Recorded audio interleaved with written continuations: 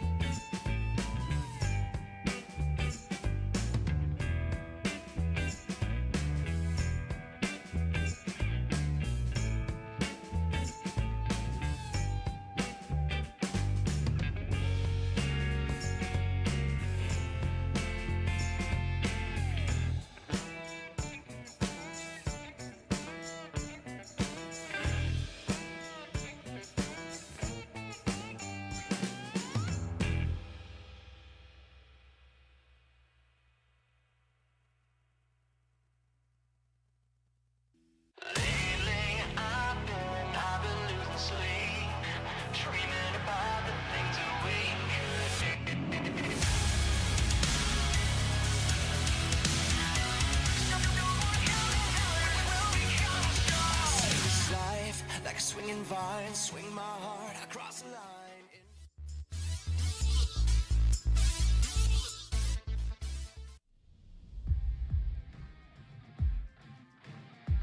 Coming to you live from historic McBean Stadium in the heart of Lincoln, California.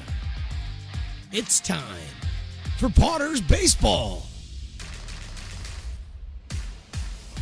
Potters Baseball brought to you by Stone's Broadcast Networks. And now let's send it up to the booth, to the legend, Mark the Phantom Lowe. Just in time, disembodied voice, Mark the Phantom Lowe here as I listen to the stirring rendition of the Star Spangled Banner from Jessica Cardoza Arce on Portuguese Heritage Night out here at McBean Stadium in lovely Lincoln, California. I am out here to watch baseball. I'm here with my buddy Riley, the engineer. Also, Willie Preston's right over there. Carson, the intern coordinator. Luke Statwalker. And Spencer for Hire is back. He is back from one day he had to take off and take care of some physical stuff, personal stuff. I don't want to get involved. But anyway, he's back today, and he's already, actually, it's the first inning. He hasn't got Riley any pizza yet. So maybe takes a couple of innings to get back in the groove. Big one tonight, Potters against the Peloteros. Potters won last night 19-4, the first of this three-game series. Will Urey comes out on the mound for the Potters. He has been tremendous this year, 3-0. 13 innings pitched, 10 hits, 17 strikeouts, and just a single base on balls and an ERA of 1.38. And he is, as he told us last time, from Mansfield, Texas, which I'm looking at it right now is in the northeast portion of Texas, right to the right of the chimney on the top of Texas. You go to the right of that, and that's where Mansfield, Texas is. It is always also the home of Mickey Guyton, a famous country singer, and Gil Mesh, baseball player, and, Noah Syndergaard, a pretty well-known baseball player. So a couple of fancy people coming out of Mansfield, Texas, and now we got Will Urey looking for his fourth win of the season. And we say hi to the family. They were out here watching Will earlier in the season. Hopefully they're tuned in from Mansfield, Texas to check out this one as the Potters in their Friday orange, Farmers Friday, which means it's $4 off Farmers Brewing. And let's look, if we can, Riley, the engineer, at the batting lineup from the Peloteros. Carson Moore, Tyler Cody, Landon Plout. Landon Plout, the Lincoln product, who was the small school player of the year in high school baseball around here, including, according to my friend Joe Davidson in the B. Kyle Pedersen, Billiard, Castillo Miller. LaPlaca is getting behind the plate, and Jackson Norton is back at third base. Aiden Purvis out of Sierra College will be our pitcher, and the first pitch of the game is to Carson Moore, and it is a strike. Carson was 0 for 3 yesterday, did score a run after walking in the third inning. Urey delivers again, and that one just a little bit outside to Carson Moore. He comes to us, San Diego State University. Urey hits one inside, and it's fouled out of play. Giving chase is Jason Hampson over at third, but it ends up right between Sabores de Mexico and Fat Cat. So good job by the baseball to find the two best eating places right here, right in the first inning. And I mentioned eating because Riley doesn't have his pizza yet, and so I've got to mention it as many times as I can before I know Spencer for Hire is going to take care of you, brother. 1-2 pitch, swinging a miss on off-speed pitch, and Urey's got a strikeout. His 18th of the season in just 13 and a third innings, and it'll bring up Tyler Cody, a first-team All-Metro performer who came on late in yesterday's game and was 1 for 1. So Cody, who's headed for Simness River College, according to all my sources, that is, and the roster. Takes the first pitch, and he takes it low and inside.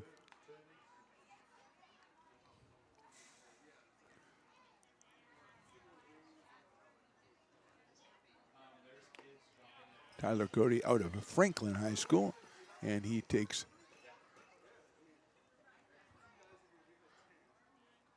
a strike. Swing and a miss, a foul in the catcher's glove.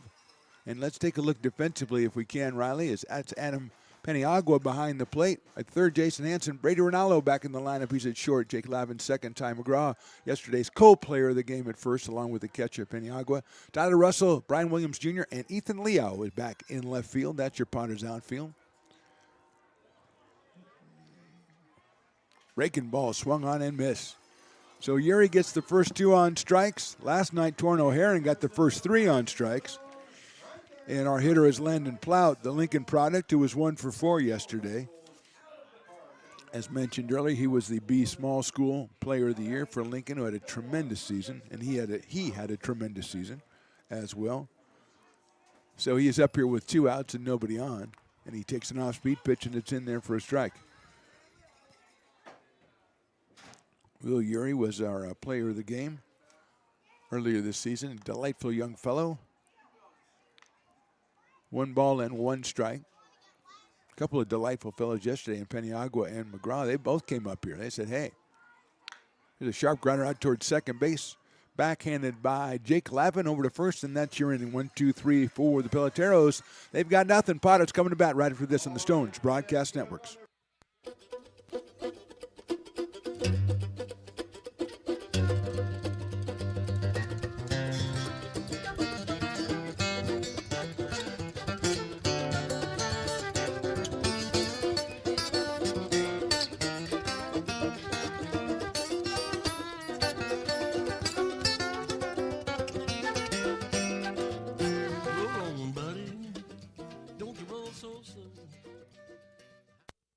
Being a laborer means everything.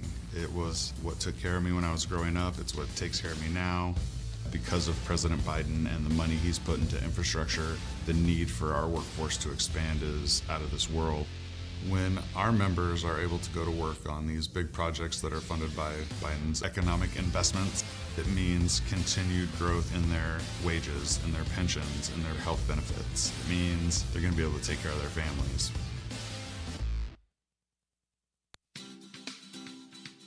Astro Air Design Incorporated, where you feel the difference. We are a locally owned and operated heating, air conditioning, and custom sheet metal company committed to the highest quality of craftsmanship at a competitive price. Our trained and certified technicians have the knowledge and experience required to install, maintain, or repair your home comfort solutions. Our upfront pricing gives you the peace of mind because you know your price is locked in. Call Astro Air Design Incorporated today. Here in Michigan, we do more than just survive the winter. We thrive during it. You simply can't keep us away from what we love most: great times and amazing beer. The snow transforms the landscape and lays the path for adventures yet to be had. Trails ready to be explored, and freshly groomed hills ready for the first run of the day. And later, as the sun descends, it's time to unwind with great conversation and even better friends. Experience a taste of Michigan winter with Founders Brewing Company, born and brewed in Michigan. Bottom of inning number 1. I was just startled by Matt Lundgren being right behind me, but he doesn't want to talk to me. He wants to talk to Willie. Okay, so whatever. Aiden Purvis is out on the mound. He's out of Wood Creek High School. He's going to face a lineup that looks suspiciously like the one that Riley's going to flash up on the screen right now. Brian Williams Jr., Jake Lavin, Ty McGraw, the first 3. Then it's Peniagua, the new guy, batting cleanup. Trip Garish hitting 5th. Hansen, Liao, Russell, and Ronaldo rounds it out with Will Yuri on the mound. Thank you, Riley. Purvis's first pitch is a little short of 60 feet 6 inches, so they're going to call that a ball. I'm pretty confident. 1 ball and no strikes on Brian Williams Jr. 409 on the season for the center fielder. No home runs, 4 runs batted in, and 23 runs scored for Brian. Takes outside for a ball.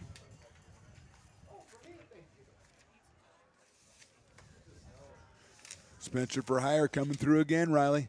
Gonna have to put him back up. That's why. That's inside for a ball. Spencer, nicely done. Reclaimed your spot. All it took was about 5 slices of pepperoni, and Spencer's back in the number 2 spot. As long as you get your 2 pieces of pepperoni pizza in the first 3 innings, you're a pretty good guy. Otherwise, forget about it. Williams takes a ball. 4-pitch walk to Bryant.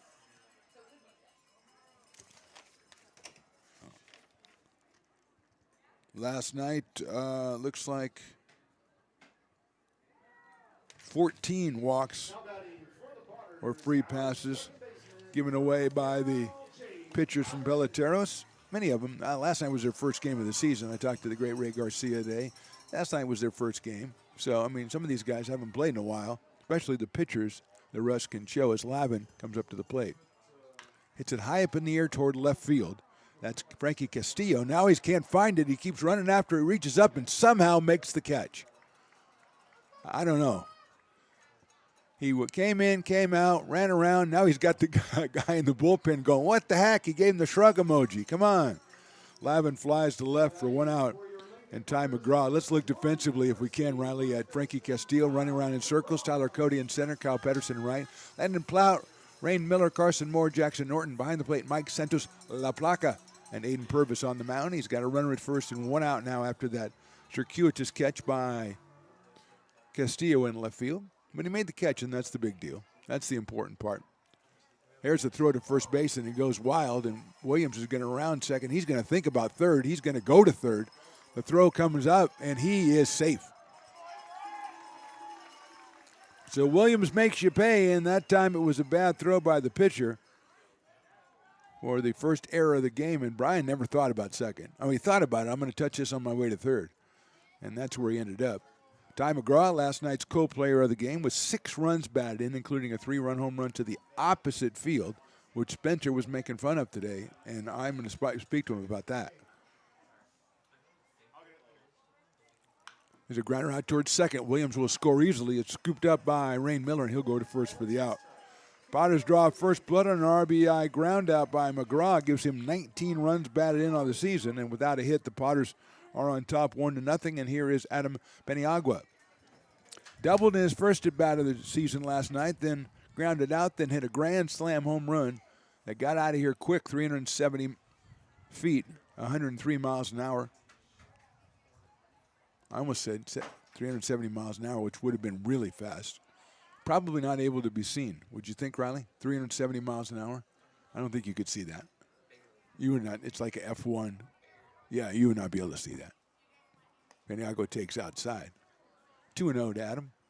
Comes out of Phoenix, Arizona by way of Regis College in Denver, Colorado, the Regis Rangers, where he had 27 home runs and 100 RBI this past season. I'd say that's impressive, but that's just me.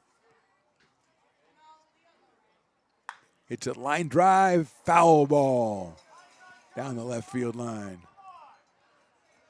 And the heckler gets on the home plate umpire. It's a foul ball. There's not much you can do about it. But I like the spirit. Heckle on strikes and balls, but on foul and fair. Yeah, it was. Even Luke Stoutwalker, who barely pays attention, he's like, that was foul.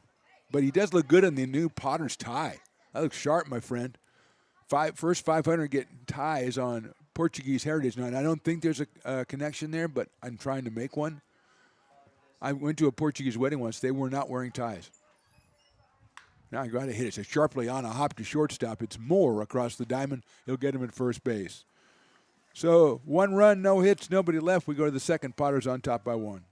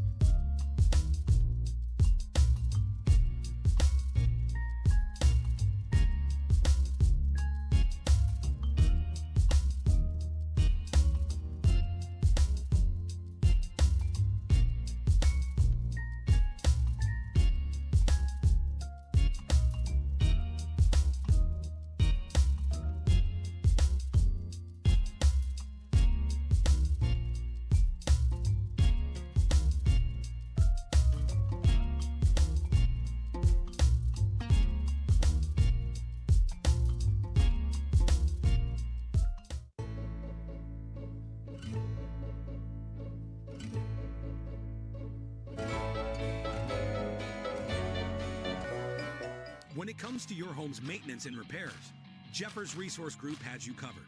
Our handyman services offer a comprehensive range of expertise, from minor carpentry to drywall, electrical and flooring for property managers, landlords, and renters alike. We ensure that every job is completed to the highest standards so you can have peace of mind. Contact us today to discover how Jeffers Resource Group can help keep your home in top shape.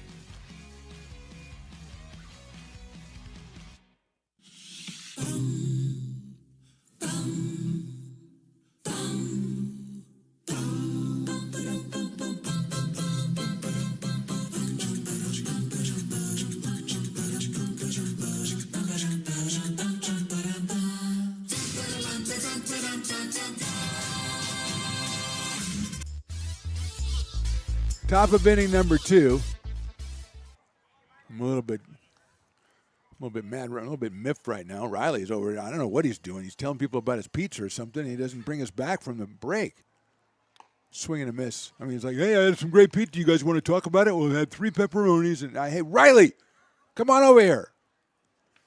Anyway, Kyle Pedersen is the batter, and it's good to see him here. He had to leave the game last night. He was hit by a errant throw at second base on a pickoff attempt, but he is back in action. He was 1 for 2 in yesterday's game, was Kyle, and he scored a run in that game. Tyler Boyard and Frankie Castillo will follow Mr. Pedersen, who takes outside for a ball. 1-0, or 1-2. Make it 2-2. And 3-2. Kind of hard to hit the buttons there when you got pepperoni all over you, know, Riley? Jeez. I hope your dad's not watching right now. I would hate for him to see what you become. Chopper foul. Tried to make the play over. That guy almost did a Carson, the intern. He was fielding the ball close to his nether regions, and he didn't make the cleanest play, is what I'm saying. And if you weren't around to hear Carson's story yesterday when he played against Torrin O'Haron in Little League, well, it was a pretty good one. I'm not going to ask him to tell it again because it was very painful for the young man. And also awakened a story that I had. Carson, I don't know if you heard that, about when I was 10 years old and I batted against a guy with a full beard. In Little League. It was bad. He hit me with the ball, but it was in the butt, so it was okay. At that age, I really didn't have much of a butt. Anyway, whatever happened. There's a line drive to left field. Coming on is Liao. He won't be able to get it. They're going to send the runner to third. Ethan with the throw will not be in time. And it's a single by Boyard. He moves Pedersen over to third. So immediately Peloteros here in the second inning put 2 base runners on with no outs and bring out Frankie Castillo, who has already made a circus catch in left field. Now he'll come up to the plate. He was 0 for 1 yesterday.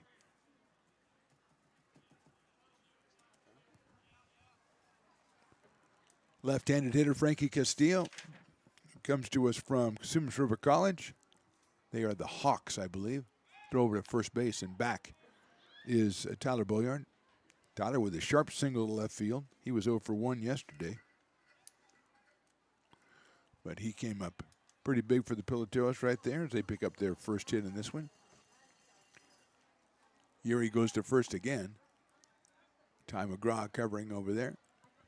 Beautiful night for baseball, just like last night. Great crowd out here. Great crowd on the streams last night, too. We thank everybody who tuned in to check out Game 1 of this series, and we welcome you back. If you're not out here, you're watching at home, and that's big. There's a pitch I thought was a strike, but it was outside. Shows you why I'm not the umpire. Subscribe to Stones Broadcast Networks and Lincoln Potters Baseball on the YouTube, and we got the Stones channel up over 1,000 subscribers, so we thank you for that very much for that. There's a strike. 1-1 on Frankie Castillo. Rain Miller is the on-deck batter. He is the second baseman today out of William Jessup. He was up for an at-bat last night and struck out against Evan Williams, which kind of a badge of honor, striking out against Evan. Still trying to come up with a good nickname. Well, that guy's wearing his tie sharp. See that? That's a sharp-looking Potter's tie right there, Riley. He just pulls it off. There's a chopper to first base. Look, the runner out back at third and goes step on the bag as Ty McGraw. Good play, Ty McGraw. Kept his wits about him. He looked Pedersen back at third base. and got Castillo at first for the first out, but Boyard did move to second. So now it's second and third with one out. Brings up Rain Miller, he is the Dueling Dogs batter. That is crazy. If he strikes out, it's 50% off. We're already $4 off Founders Brewing Company. I don't know what these people want. They're just throwing beer specials at people every single night. And that young lady is taking advantage of it. Well done, madam. Ma'am, madam. I think madam. What's older, madam or ma'am? Madam. So call somebody ma'am. That's better than calling them madam. I think so. Riley says so, and he knows a lot about ladies. I'll tell you that right now. Fastball inside. He learned it playing Sea of Thieves or also his VR volleyball that he plays all the time. We'll hear about that on Tuesdays, Relaxing with Riley. If you want to hear about his exploits. He's trying to get nationally ranked. We're going to figure out how we can do that. 1-1 pitch in there, strike two. So 2/3 of the way to half off beer Dueling Dogs. Get yourself a $4 Farmers while you're down there and come back as Riley likes it with the beer in each hand. Or, well, yeah, I know. You've eaten all the pizza. Breaking ball. Got him. Call strike three. And everybody, the thirsty people, get up and go. More importantly for the Potters, that's 2 outs in the inning and leave it all up to Mike Santos La Placa. The catcher today is out of the UOP or the University of the Pacific, if you want to say it that way. We're in number 35 for Peloteros, playing their second game of the season tonight. So getting the kinks out. Put together a good collection of very young talent out here. And here's La Placa. He hits it sharply back up the middle. That's a base hit. Here comes one run. Williams picks it up. The second run, the throw is going to be too late. They'll throw it back to second base to try to get La Placa, and he's in there safely. A 2-run single for Mike La Placa, and Peloteros is on top 2-1. He takes second on the throw, but he grabs 2 RBI. Second hit of the inning for the Peloteros, and that was perfectly placed by Mike right up the middle.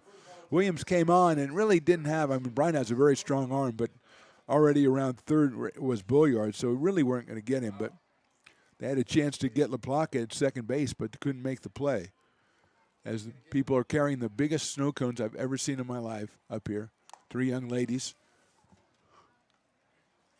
Oh, man, the snow cones, they do look refreshing. Have you tried one of those this year, Riley? Have you? Oh, that's right. You had a giant. Oh, that was a giant one. Oh, that thing was massive. Big to throw back to second.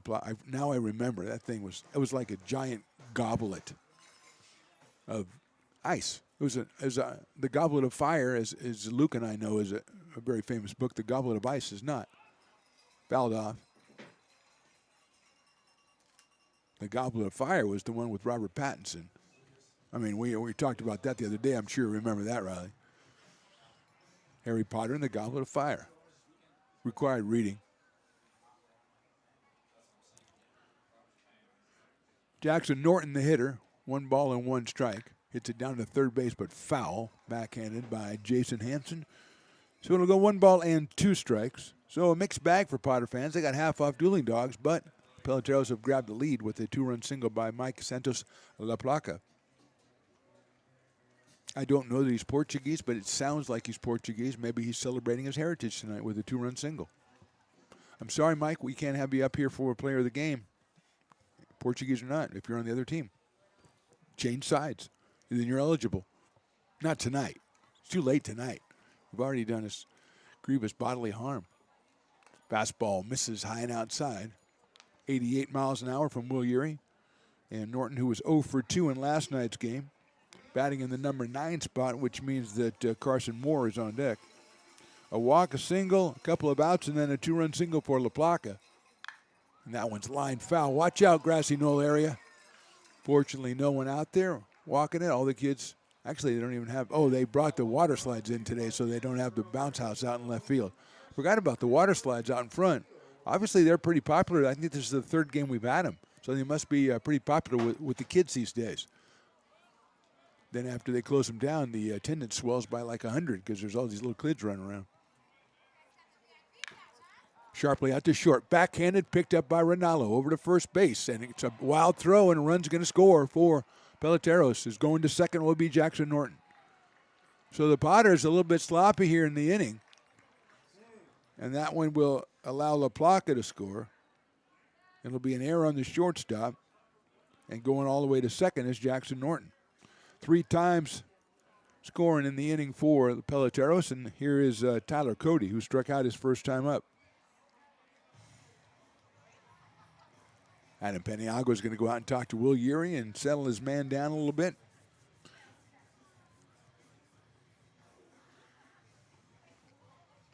So they could have knocked out LaPlaca at second, couldn't make that play, and then the wild throw by Reynolds and an unearned run across the plate for Peloteros. But it counts nonetheless, and they lead it 3-1, and here is Carson Moore. He swings and fouls it off. Back to the screen. 0-1. That's Eric Vassar, I think, is on foul ball duty today, the right-hander. Yep.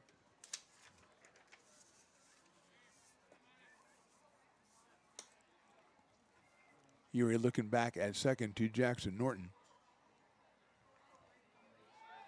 And he will pick the throw back there. Norton back comfortably ahead of any such try. Uh-oh, good thing your dad's not here, Riley. 2 fans, a lovely young couple just came up. Both of them were in Dodger gear. Oh, man, he would be having a fit right now. He probably is at home. Although I hope, like I say, I hope he hasn't been watching because you've just been slacking off a lot today.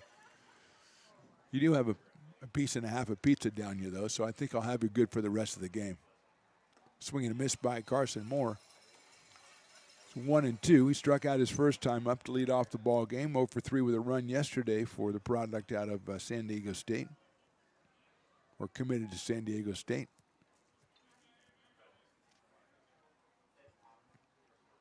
That's in the dirt. Nice block by Paniagua. And it goes to 2-2. Landon Plout would follow. Actually, make that Tyler Cody would follow. I guess I wanted Landon to be up too much. Sorry about that, Tyler Cody. My bad. Chopper down to first base. That is a foul ball. Flagged by Ty McGraw. And we'll do it again at 2 balls and 2 strikes. Urey has struck out 3. He's allowed 2 hits, 3 runs, 2 earned. Has walked 1, and that's Pedersen who came around to score.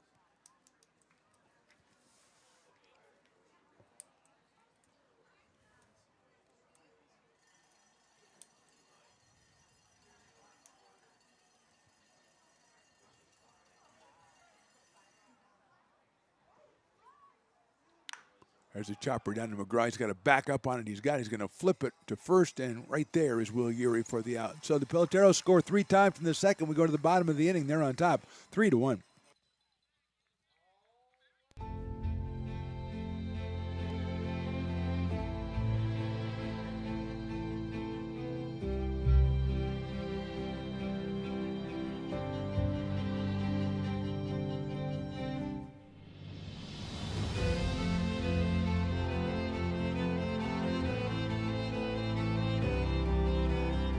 Situated on the corner of Lincoln Boulevard and 5th Street, this iconic building has been the home to several hotels over the decades, the most famous and longest running of which was the Lincoln Inn.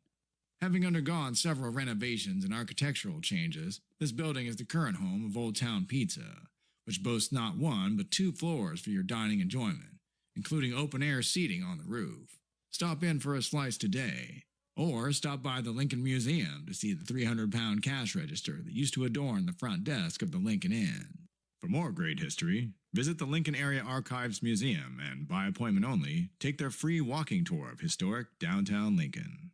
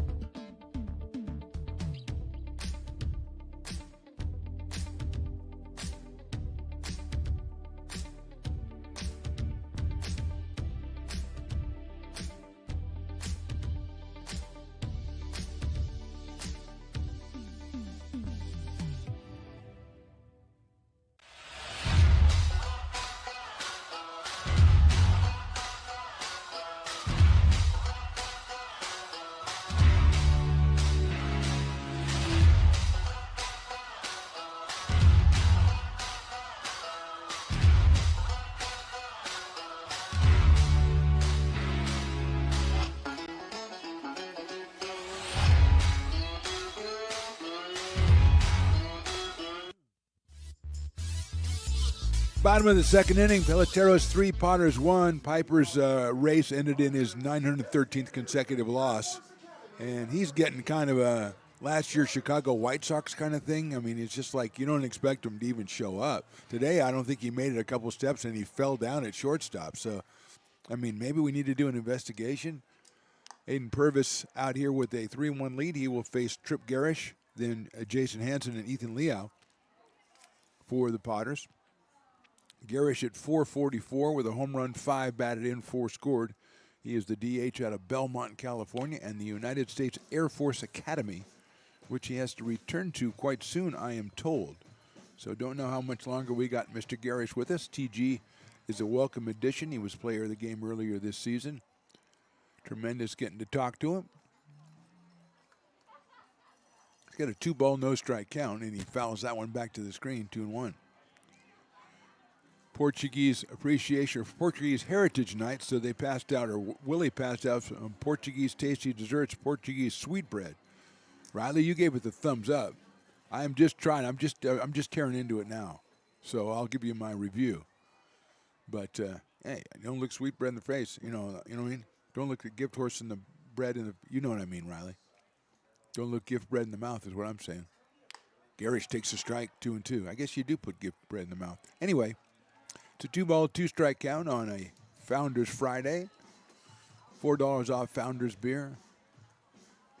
We've already had Dueling Dogs batter hit once, so that was half off Dueling Dogs. Was that this inning or last inning? I think that was last inning.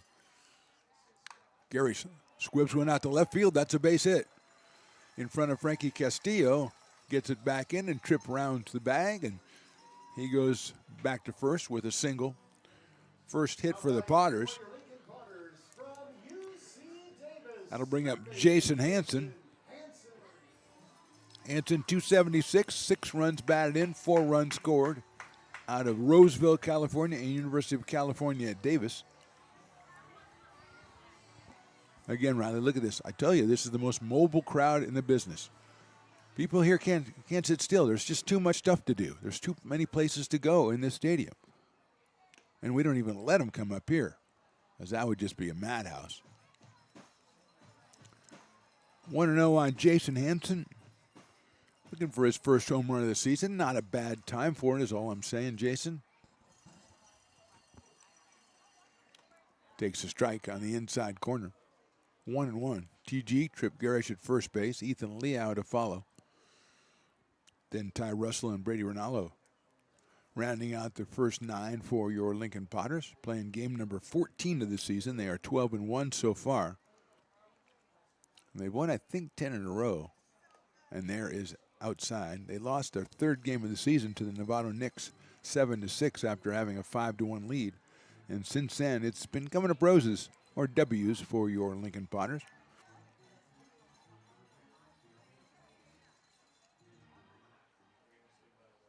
Hansen takes a ball. 3 balls, 1 strike on the third baseman. Garish at first, not a real threat to run. Usually they run right after I say that. He does not, and Hansen walks. Second walk issued by Aiden Purvis. And with nobody out and runners at first and second, here is Ethan Liao out of Dublin, California, and Gardner-Webb University, home of the Running Bulldogs. 348 for Ethan. 8 runs batted in, 11 runs scored, and kind of like part-time duty. Played center, played right, played left. He's thrown some big Webb gems up on the board this year already, and obviously he's hitting 348, so he's done some good stuff at the plate as well.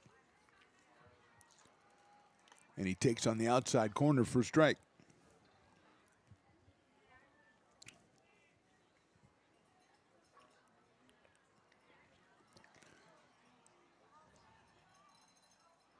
Oh, and 1.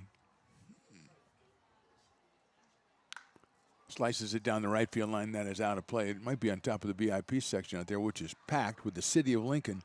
Public utilities workers, Willie, is that what you said? Public health workers? Something like that. Anyway, City of Lincoln workers.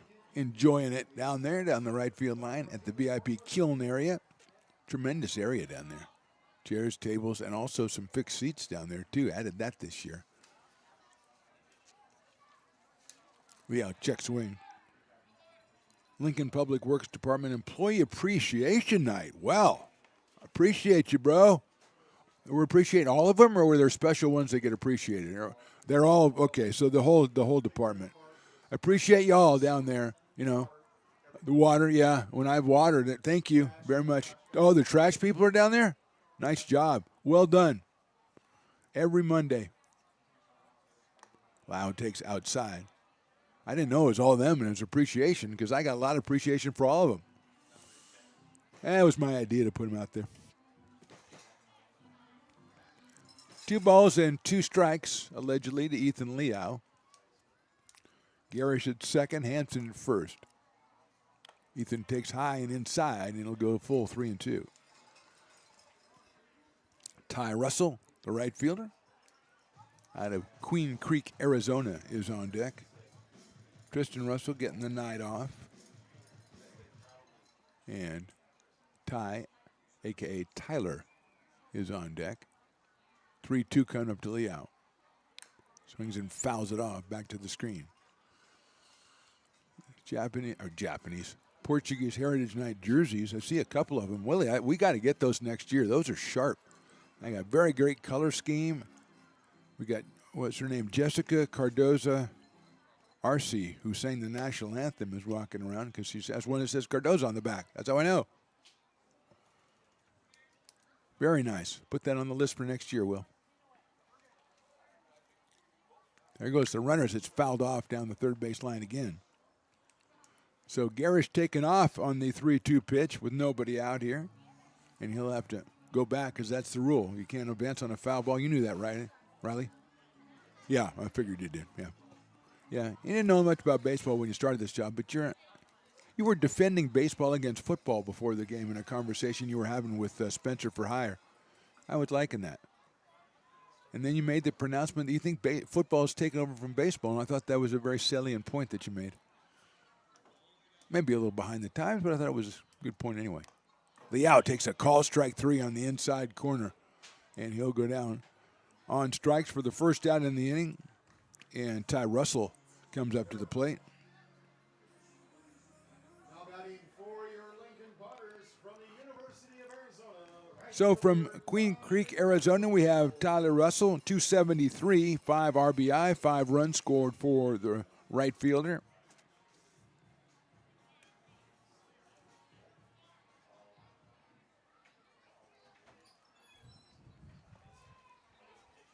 Swings and misses at a Purvis offering. It's 0-1.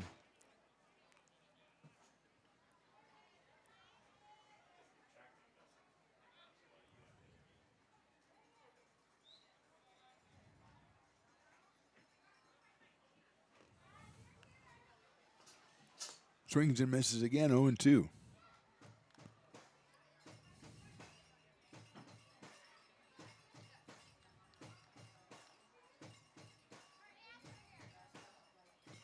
No balls, 2 strikes, 1 out.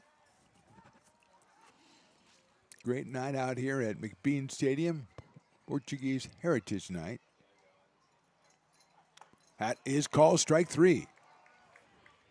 So Purvis comes back with 2 strikeouts on call, 3rd strikes after the first 2 batters reach, and it'll be up to Brady Rinaldo, the shortstop, to do some damage. Brady was under 100 for a while. He's up to 211 now, 6 RBI. And 9 runs scored for the Sierra College product, who had a tremendous year. So we got Aiden Purvis from Sierra against Brady Rinaldo from Sierra. And Willie, who announces the Sierra games, it's a old home week for him. Off-speed pitch in there for a strike.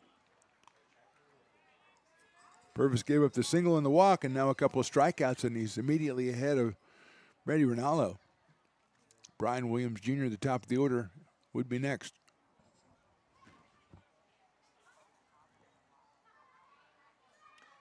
Catches the inside corner with that one.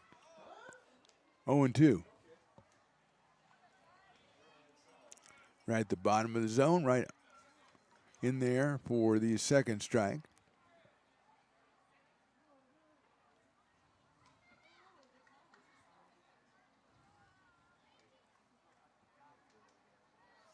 Swings and misses, so Purvis strikes his way out of trouble. 3 strikeouts in the inning. We go to the third. Peloteros on top 3-1.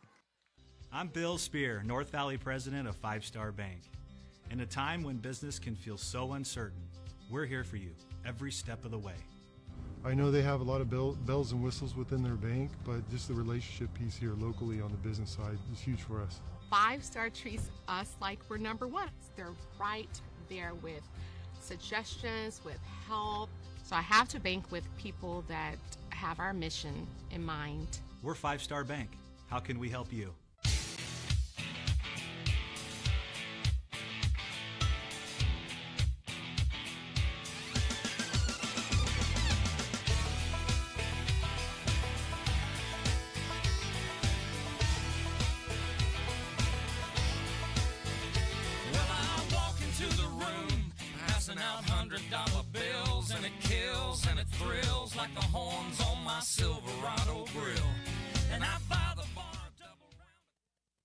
American River College is a top-tier community college sports program that provides student athletes with the opportunity to thrive both athletically and academically. ARC Athletics is currently ranked 5th in the state and 2nd in Northern California. With over 19 sports programs, our athletes compete with the region's best athletes. Our diverse and dedicated coaching staff helps athletes develop the skills necessary to compete at the next level. Start your community college athletics journey with us. American River College, Sacramento's best athletic program. Go Beavers. Top of the third inning, Tyler Cody is going to lead it off for the Peloteros. They lead 3-1. The interesting, we had a bread giveaway. I told you we had Portuguese sweetbreads, and they're in little packages. And we had people throwing them into the crowd, which is a tremendous idea, but do not give the super good softballers baseball, softball-sized sweetbreads and have them throw them at people. Because I was ducking over here, and there was bread flying all over the place. It could be dangerous up here is my point. Anyway, Tyler Cody, who struck out his first time up, is the hitter. He's headed to Consumers River College out of Franklin High down in Oak Grove. First team All-Metro Tyler Cody. He was 1 for 1 in yesterday's game. And he takes check swing, and it's a ball.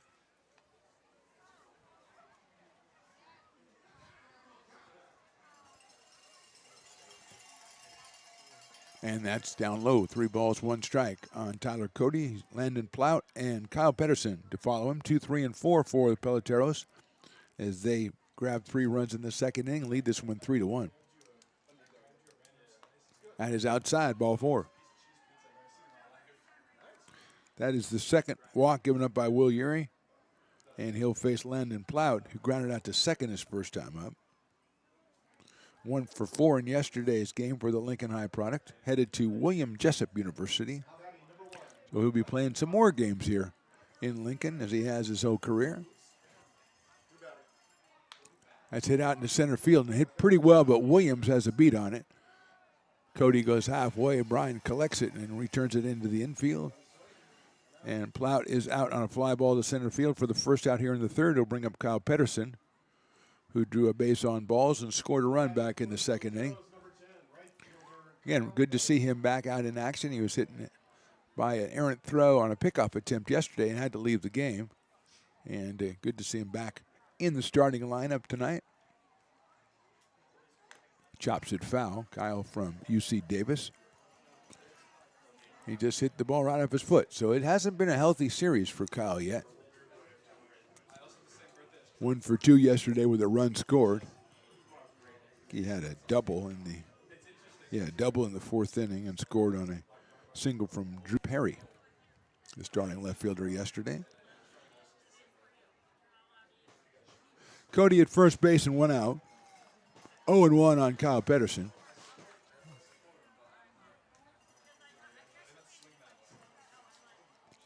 There goes the runner. The throw by Paniagua is going to be a little bit off to the shortstop side, and safe at second base is Tyler Cody. Got rid of it quickly enough, but to the wrong side at second base, and Cody is in scoring position. The pitch, I believe, was a ball, so is it 1-1? Yes, it is, says Riley, the engineer,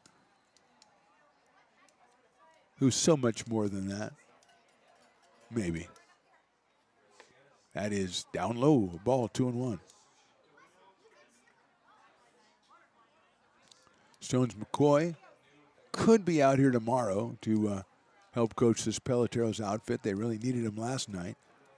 They're doing okay without him today, but I'm sure they miss him. Line down a wide hopper at third, backhanded by Hansen. He's going to throw from his knees across the diamond. It'll be a little bit wide, and beating it out is Kyle Pedersen. That will be an infield single, but what a play by Jason Hansen. And he did the only thing he could, which is throw it from where you got it. It keeps the runner Cody at second base by flagging that one down. First and second now, one out.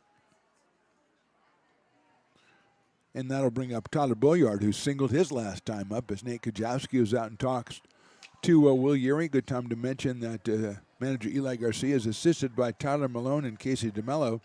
Nate Kajowski is the pitching coach. Hank LaForte is the baseball ops man. Cheyenne Varga is our trainer.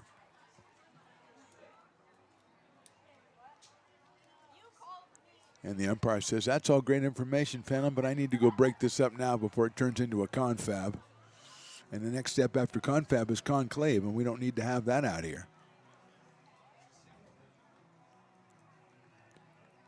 Nate says to them, you could have given us a couple more seconds. Come on, Brian. It's a Friday night, you know. Tomorrow, by the way, is Saturday night, which is not that earth-shaking, really, except to say that it's a fireworks night out here. So we start at 6:05, these same two teams wrapping up this series. And it's also Superheroes night. And I've got my superhero team that I predict will be out here.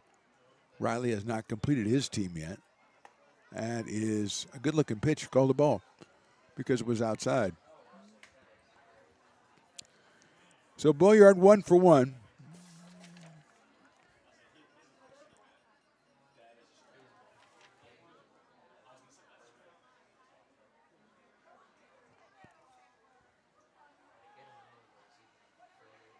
Takes out. Oh, that's on the corner for a strike.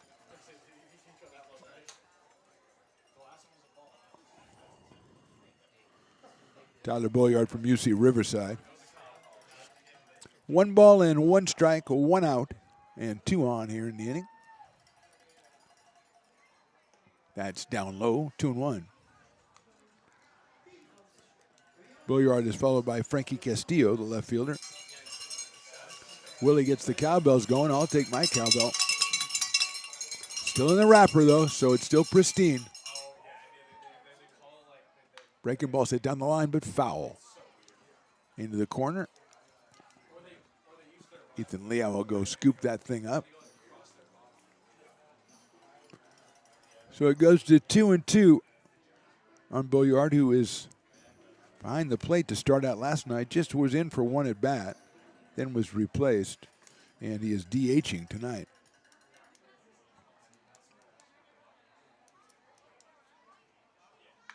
That's fouled down the same way to the same result. Ethan Leo's going to have, now they're going to make somebody go out from the, no, Ethan's going to go get it.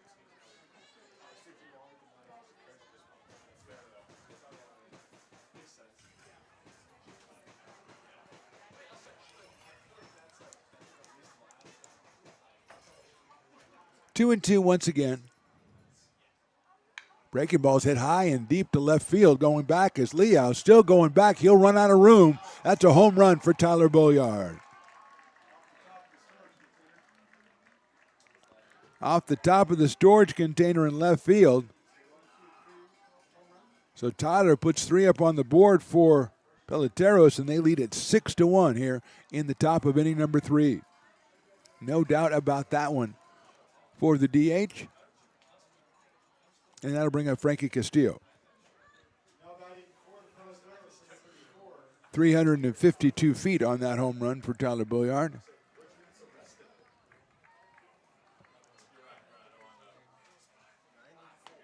That is in for a strike, 0-1. Castillo grounded to first his first time up. 352 on that home run, 94 miles an hour off the bat. It was a no-doubter from here. A little Gwen Stefani action, huh, Riley? I thought so, yeah. Nailed it.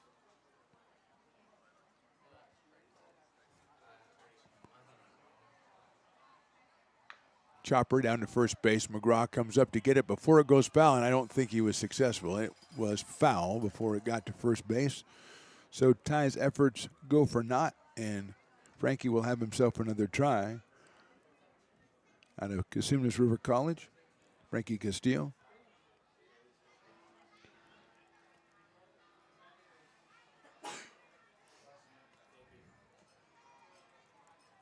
I got to put together some requests for Willie for some in-house music. That is strike 3 on Castillo. He is out on strikes for the second out of the inning. And Rain Miller, who is the dueling dogs batter, will come up. I got to get Willie to play some Beach Boys and some Sly and the Family Stone because we RIP'd a couple of the greats this past week.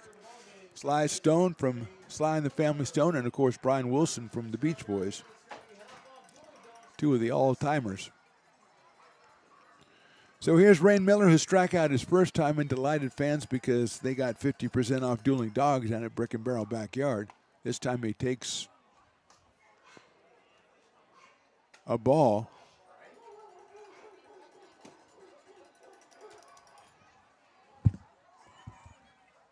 That one swung on and fouled away, so it's 1-1 on Rain Miller out of William Jessup University.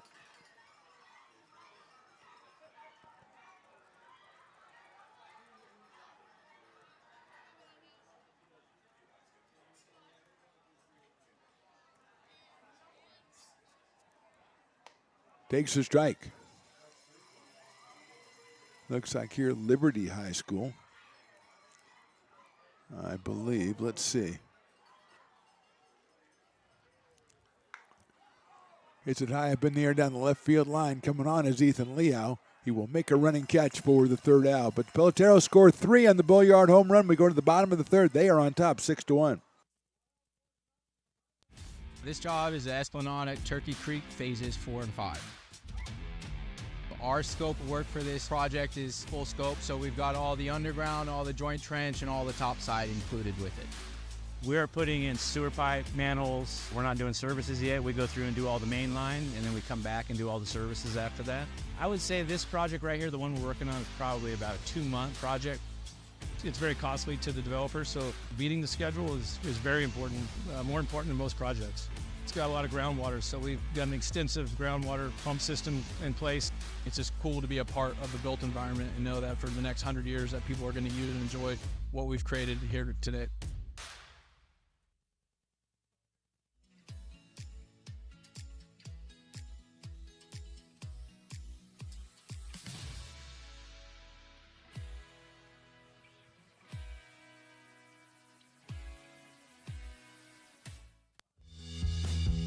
If you're in need of a seasoned DUI attorney, contact the law office of Samuel D. Burns, Incorporated.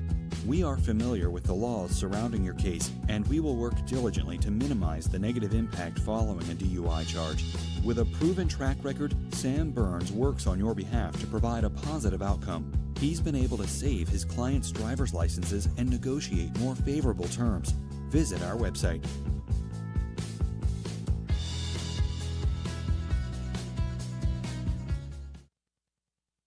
So many local businesses trust Wizix Technology Group when it comes to their office technology.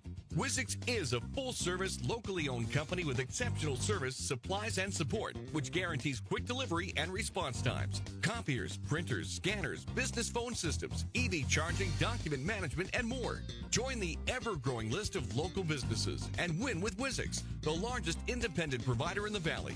Wizix, office technology made easy. Lincoln provides all the charm of a small town, yet still provides access to excellent local medical care. At Lincoln Urgent Care, you can find expert services and a compassionate staff available 7 days a week. Our friendly front desk staff will welcome you when you come into our brand new facility. Your wait time will be minimal at our walk-in clinic, unlike the emergency room. From broken bones and lacerations to allergies, flu shots, and illnesses, we treat a variety of urgent medical conditions. What sets us apart is not just our central location in Lincoln, but the convenience of our extended hours, including weekends. Bottom of inning number 3, big lead for the Peloteros. They're on top 6-1. Travis Outing Jr. is the new pitcher, the left-hander out of Fresno Pacific University. He'll face the top of the order, Brian Williams, Jake Lavin, and Ty McGraw. Aiden Purvis went 2 innings, gave up 1 hit, 1 run. It was unearned. He walked 2 and he struck out 3. And he struck out 3 after 2 were on in the second inning. And he struck out Liao, Russell, and Rinaldo in order. So an impressive outing for Aiden Purvis. And here is Travis Outing Jr. And he throws the fastball, and he throws it too high to Brian Williams. Williams walked his first time, scored a run, his 24th run scored of the season. Takes the fastball, and it's on the corner for a strike.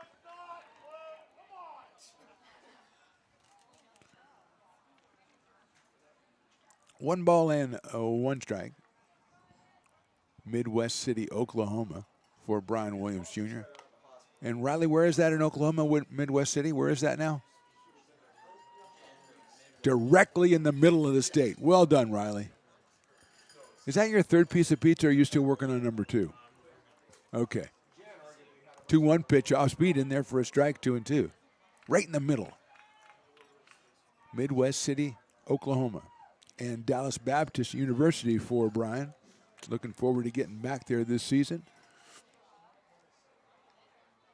Fouls that one off. Had him on as he was the player of the game earlier this season. Very engaging young fellow.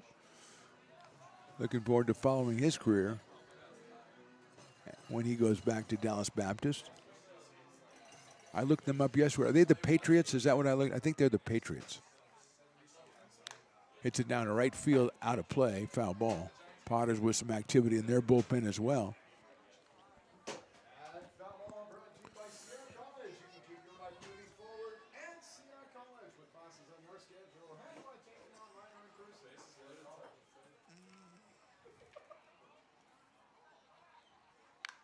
Pop up right side. Right fielder is Pedersen. He's going to go into foul territory and make the catch in the bullpen area.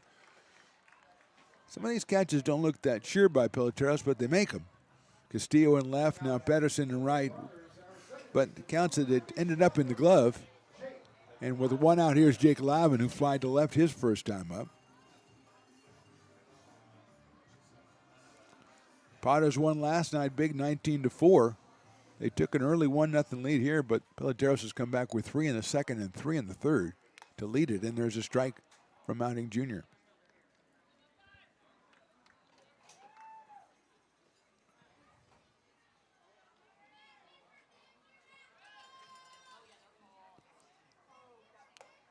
Breaking ball misses inside. Remember, tomorrow night, if you're coming out, or if you're just watching, it starts at 6:05 because we got fireworks working. It's also superhero night. Lavin swings and misses.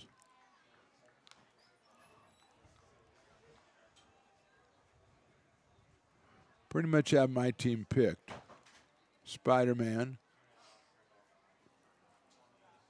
Captain America, Wonder Woman, and Hulk. That's my team. Riley, I'm going to need your 4-person team before we leave today. That's called strike 3.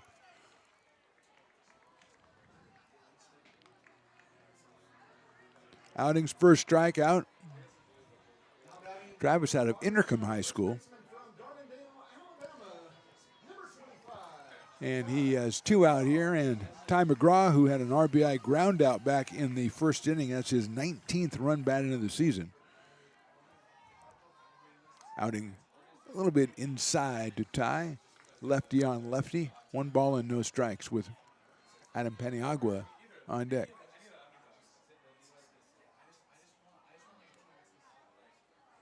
Foul back to the screen for Ty McGraw. 1 ball, 1 strike. Outing delivering in at about 85 miles an hour.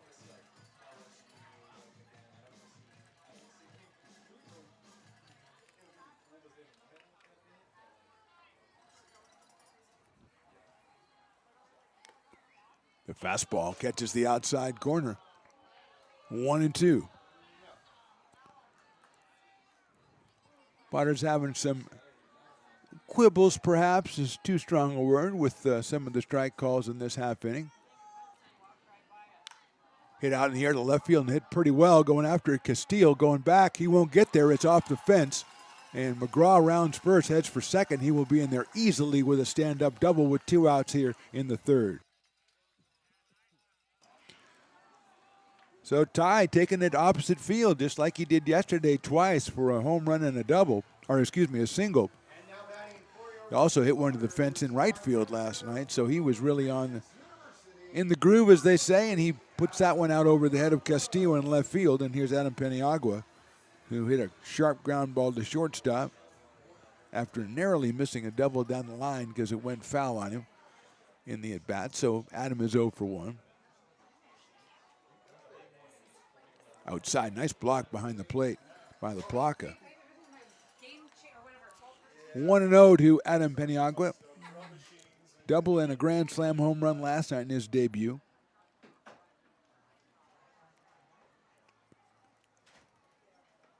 Fouls that one back to the screen.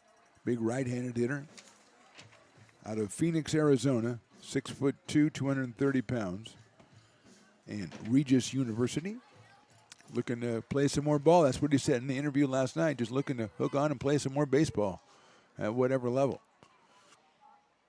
Takes inside and low for a ball, 2-1. He's followed by Trip Garish.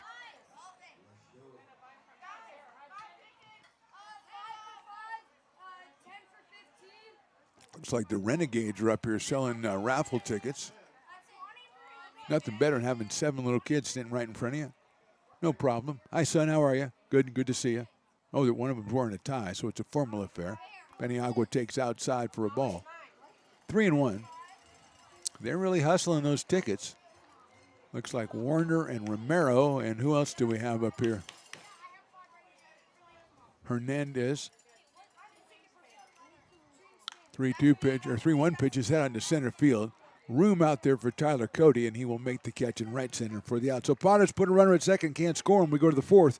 They trail at 6-1.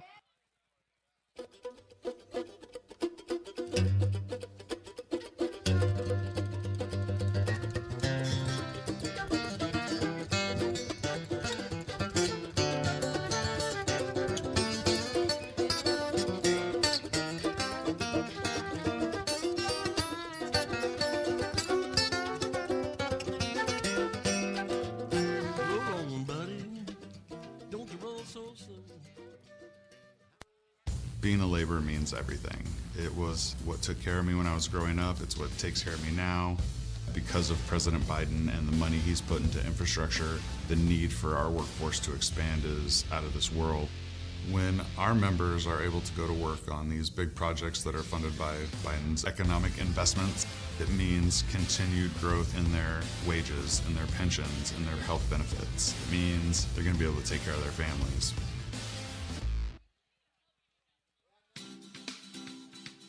Astro Air Design Incorporated, where you feel the difference. We are a locally owned and operated heating, air conditioning, and custom sheet metal company committed to the highest quality of craftsmanship at a competitive price.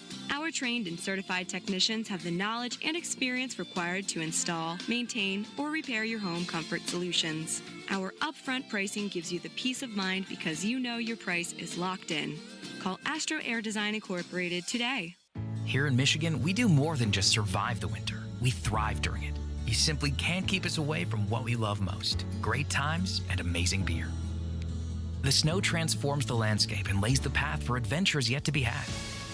Trails ready to be explored, and freshly groomed hills ready for the first run of the day. And later, as the sun descends, it's time to unwind with great conversation and even better friends. Experience a taste of Michigan winter with Founders Brewing Company, born and brewed in Michigan.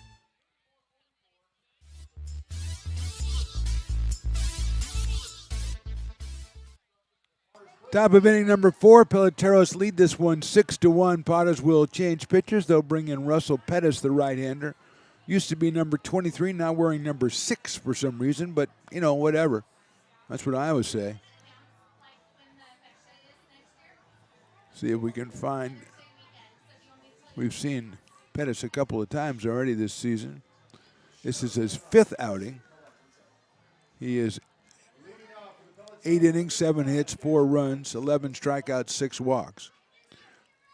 He is 0-1 on the season, and he's going to face Mike Santos La Placa, who had a 2-run single his first time up. He will lead off the top of the 4th inning. Mike out of University of the Pacific. Swings and misses. That one is 0-2.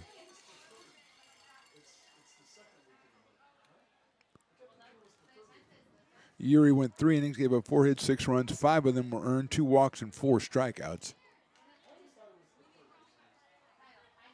Pettis gets a swing and a miss and gets a strikeout against La Placa to start off the 4th inning, and that'll bring up Jackson Norton, his 3rd baseman.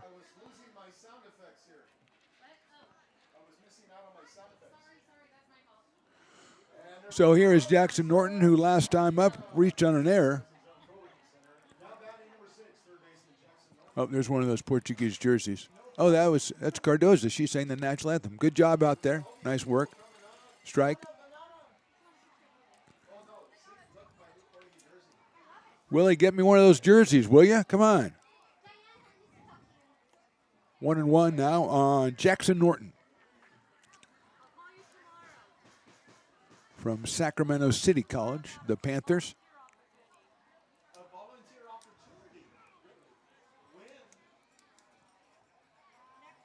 Swing and a miss. Good fastball by Pettis at 90 miles an hour. I think Russell got up to 91 the last outing. As we said, this is his 5th appearance. That one's hit well to left field. Going back is Liao, and that one is gone. Jackson Norton with a home run. And Peloteros on top 7-1.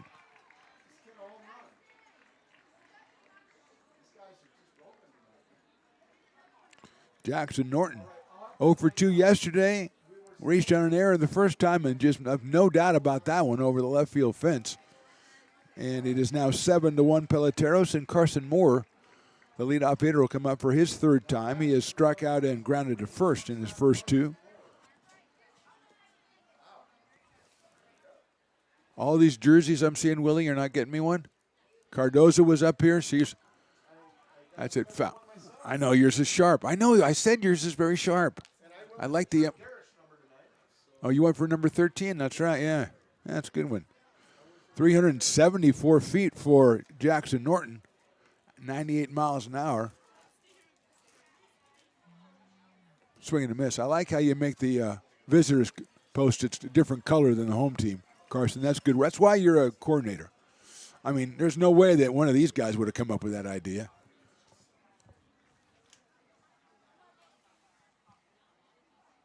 Swing and a miss by Moore, and he is down on strikes. 2nd strikeout for Pettis in the inning, and with 2 outs, Tyler Cody's the hitter.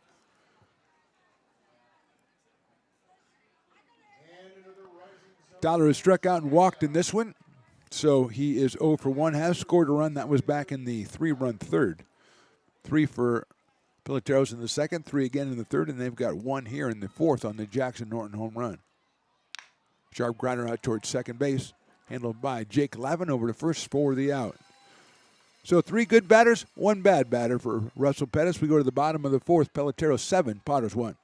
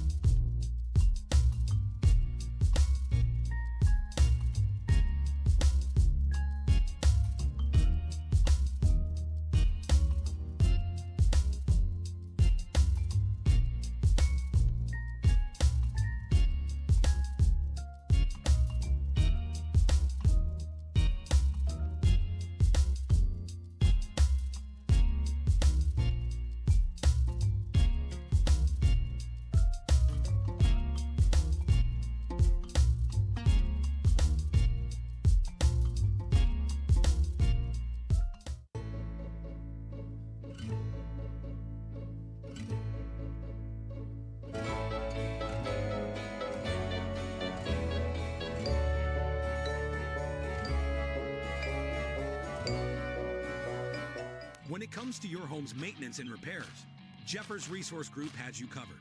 Our handyman services offer a comprehensive range of expertise, from minor carpentry to drywall, electrical and flooring for property managers, landlords, and renters alike.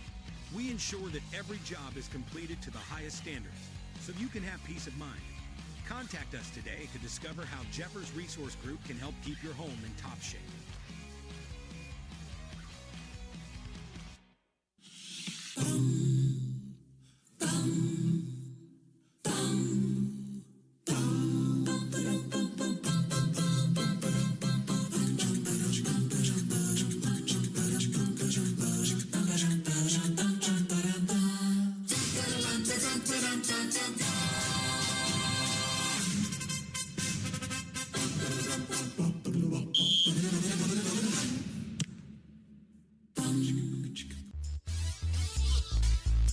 Bottom of the fourth inning.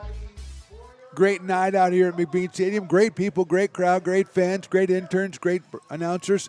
Not such a great score. 7-1 Peloteros. Travis Outing Jr. in his second inning of work. He will offer one up to Tripp Garish, who singled his first time up, and Tripp says, no thank you. Ball one. That's the kind of confidence from being in the armed forces right there. He takes outside again. 2-0. Have been a lot of snow cones tonight, Riley. Of course, a lot of beer. I mean, it's Founders, $4 off Founders Brewing, but a lot of snow cones. Breaking ball slashed right back up the middle. Base hit for Garish. He is 2 for 2. Second hit for the Potters. Oh, wait, he has them both. Actually, it's the third hit for the Potters.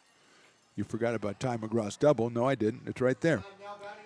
Jason Hansen's our batter. He walked his first time up. Actually, Garish opened up the second with a walk, and then Garish opened up the second with a hit, and then Hansen walked. Then Aiden Purvis, the starter, just proceeded to strike out Leo, Russell, and Ronaldo to kind of quell that disturbance for the Potters. Hansen at 276 on the season out of UC Davis. Takes Outing's first pitch outside and high, 1-0.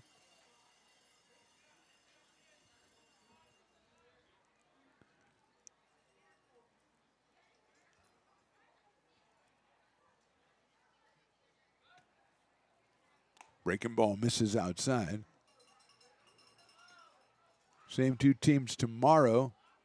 And the Potters back in action on Tuesday when they take on the Chico Lone Wolves in our final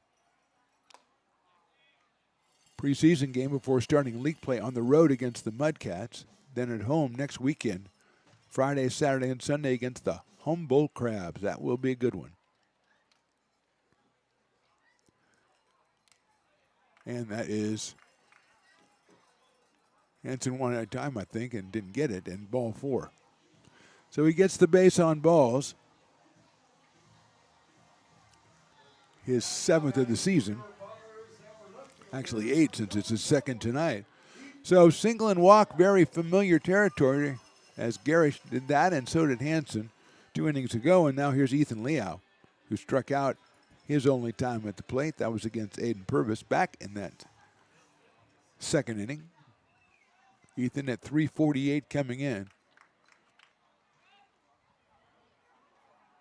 Breaking ball, he fouls it down. Back to the screen on the right side, 0-1. Kind of took that one out of the catcher's glove, LaPlaca. No balls and 1 strike.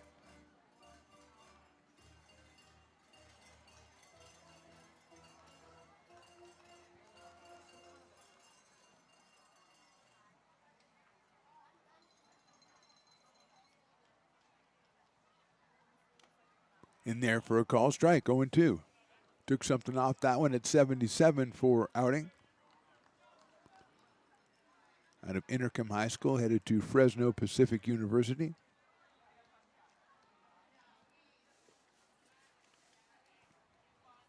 He's got Leo down 0-2 now.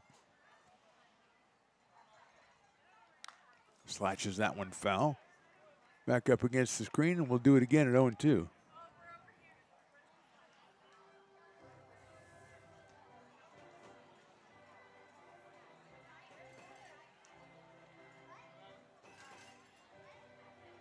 Bottom of inning number 4 here. Potters need to get something going. They're down 7-1.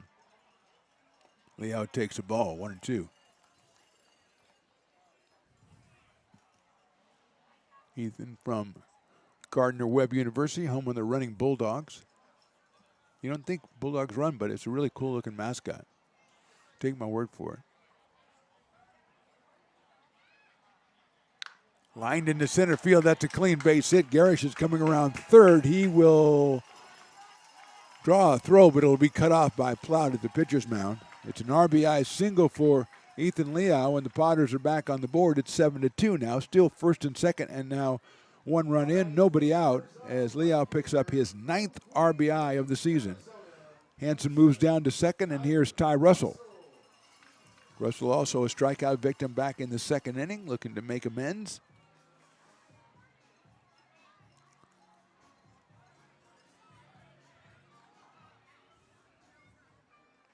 He has 5 RBI and 5 runs scored on the season, a .273 average. Takes a strike, 0-1. Right at the knees by Outing, getting the first strike over.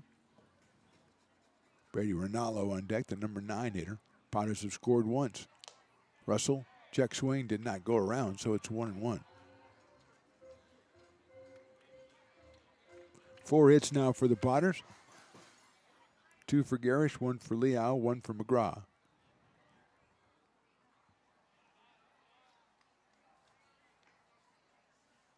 Breaking ball is high.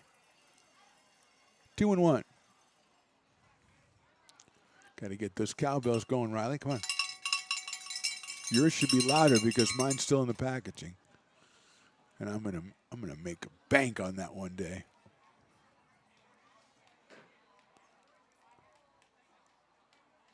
Two-1 is now 3-1. They throw behind the runner at second, but the shortstop didn't know about it until it was too late, and the ball goes into center field. But backing it up is Tyler Cody, and no advance available. Baca saw some daylight and let that fly, but unfortunately not on the same page. But no harm done. 3-1. You got to try stuff. Second game of the season.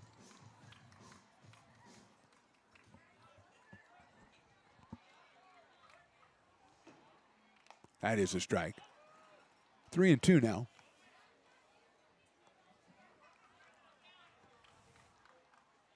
Nobody out here in the fourth. Potters trailing it. Now 7-2.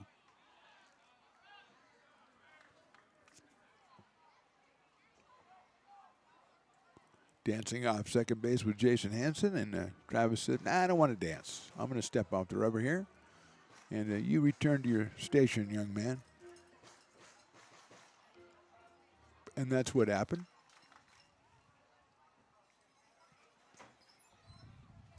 Line drive right at the shortstop. Goes to second for the double play. He got him at second base. What a play out there by Carson Moore to get the line drive and turn it into a double play. Looked like it was hit a little harder than it was, but it ended up right at Carson Moore, and Hanson tried to get back. Couldn't do so, and now here's Brady Rinaldo. Still with Ethan Liao over at first base, but now 2 outs. Tough break for the Potters on that one, and a good play from Carson Moore, who barely beat Hanson back to second base. It's just outside.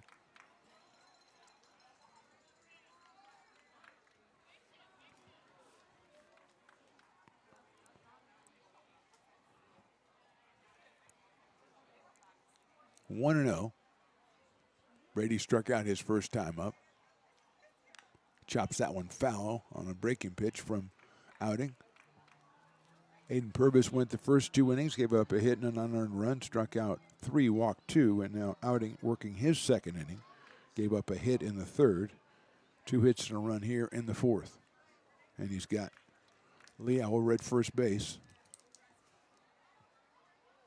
Fastball outside, 2-1. Brian Williams Jr., the top of the order, waits on deck, hoping to get a chance this inning against Travis Outing.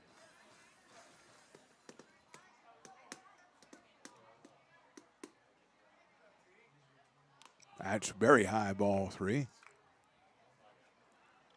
Placa walks out part of the way and shouts something to his pitcher. No activity right now in the pen for the Peloteros or the Potters.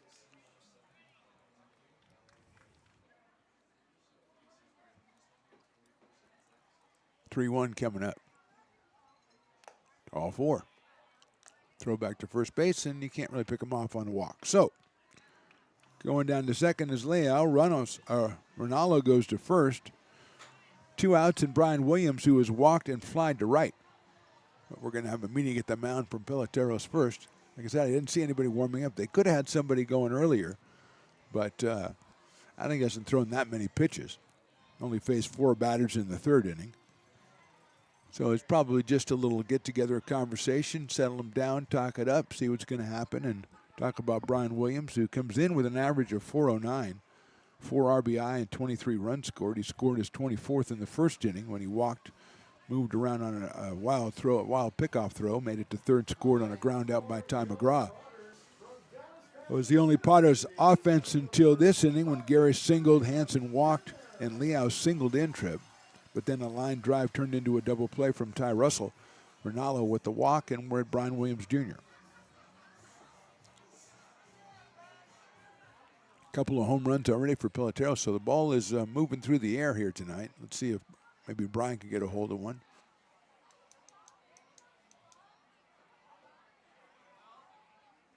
First one is off-speed pitch outside, 1-0. Jake Lavin will follow. Then Ty McGraw, so 2 lefties in a row after Brian Williams Jr.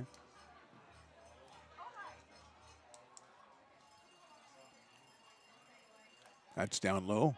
The blocker wanted to throw again, but neither the shortstop nor the second baseman got to kind of hold their positions in case Brian swings and puts the ball in play. So they're not as quick to get behind the runner as they would be.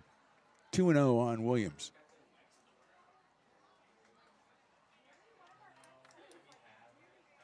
That's a nice looking breaking pitch, and it got in there for a strike.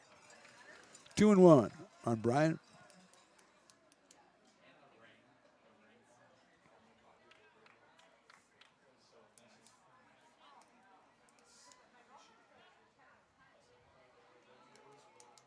That breaking ball is too high. 3-1 on Brian Williams Jr. Potters with 1 in the 1st, 1 in the 4th. Peloteros 3 in the 2nd and 3 in the 3rd. They've got a couple of home runs. 1 in the 4th was Jackson Norton. Tyler Bulliard had a 3-run shot. There's a pop-up right side. It'll get out of play. Bulliard 352 and Norton 374 on his bomb back in the 4th inning, or back in the top of this inning. So it wasn't all that long ago. It's nice the way those 2 Dodger fans sat right in front of us, Riley. Knowing that would get back to your dad somehow. He might come out here tomorrow looking for him. I don't know. Check swing, did he go around? I don't think he did. They're going to ask. No, he did not. So the base on balls to Williams. His 2nd walk of the day. The bases are now loaded. Leal is at 3rd. At 2nd is Ronaldo, and Jake Lavin is the hitter. Pretty good pitch right there from Outing. Almost got Williams to go around, but he did not do so.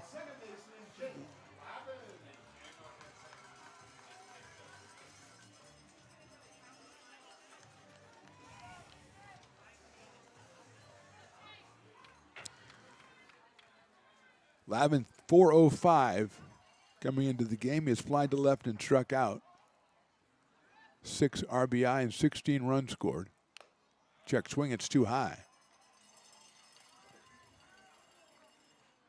Followed by Ty McGraw.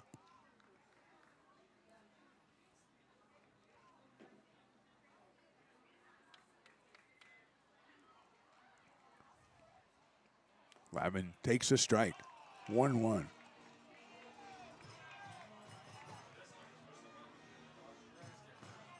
One and one on Jake Lavin out of Laguna Beach, California, and UC Berkeley.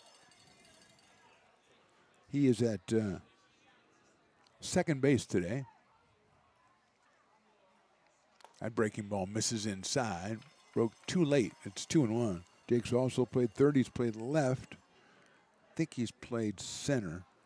First, perhaps. So he's all over the place, showing that versatility that Potters, traditionally, the organization has liked to stress. Hits it high up in the air to left center field, slicing away from the center fielder, and that's a base hit. 1 run scores. The throw will go to third base, but Williams is safe. It's a 2-run single for Jake Lavin, and all of a sudden, it's 7-4 in favor of the Peloteros. Williams goes all the way around to third. Leal scores, as does Brady Rinaldo. Potters have scored 3 times in the inning on 3 hits and 2 walks, and to bring up Ty McGraw, who has an RBI ground out and a double. Lavin now with 8 runs batted in. And he brings the Potters 2 runs closer. They trail at 7-4. McGraw, the 8th batter of the inning. That's an interesting switch there. Well, ripped down the first base line. That is a foul ball. They moved everybody over on the right, the second base side of second base. The shortstop's over, but the last 3 hits Ty's got have all been to left field. A home run, a single, and a double back in the third inning. Ty was all over that one.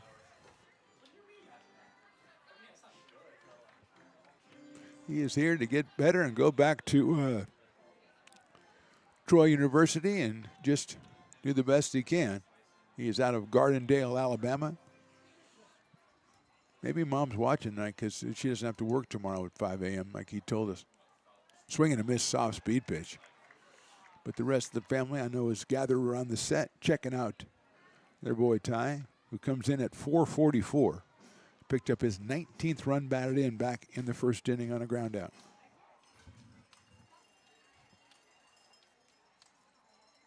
Oh, 2 pitch inside. Thought Lavin might be taken off. He is staying put with Williams over at third and the bat in Ty McGraw's hands. Adam Paniagua, the catcher, would be next if Ty can keep it going here in the 4th inning. Check swing, and it is outside, and a steal from Lavin. Thought that was coming up. Really no downside to that one with 2 strikes. McGraw takes a very close pitch, and it's 2-2 now.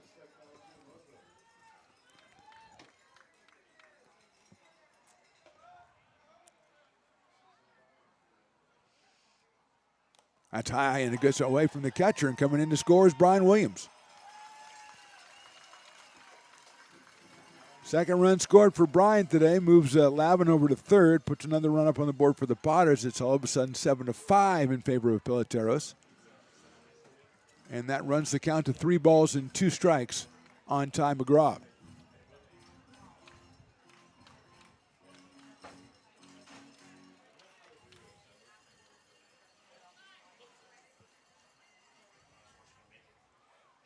McGraw fouls it off.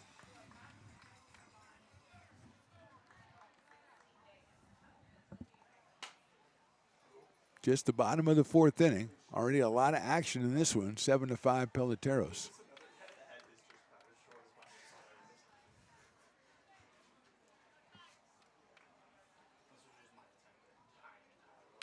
Hit well to right field. Moving over is Pedersen. Forget about that one. Ty McGraw leaves the yard, and this game is tied. He knew it. Everybody knew it. The right fielder knew it.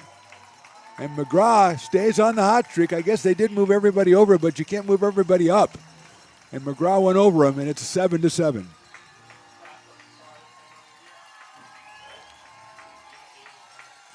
.385 feet, the farthest of the season, 105 miles an hour. Who said that was a no-doubter? Spencer, come on, man. Come on, Spencer. Got a pitching change. I'm going to go over and thrash Spencer. We'll be right back on the Stones Broadcast Networks.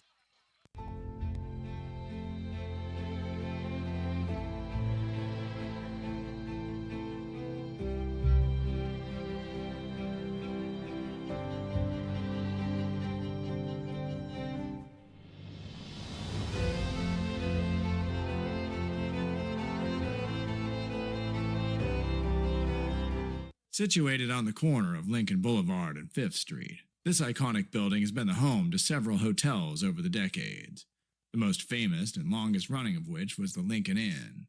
Having undergone several renovations and architectural changes, this building is the current home of Old Town Pizza, which boasts not one but 2 floors for your dining enjoyment, including open-air seating on the roof. Stop in for a slice today, or stop by the Lincoln Museum to see the 300-pound cash register that used to adorn the front desk of the Lincoln Inn. For more great history, visit the Lincoln Area Archives Museum and, by appointment only, take their free walking tour of historic downtown Lincoln.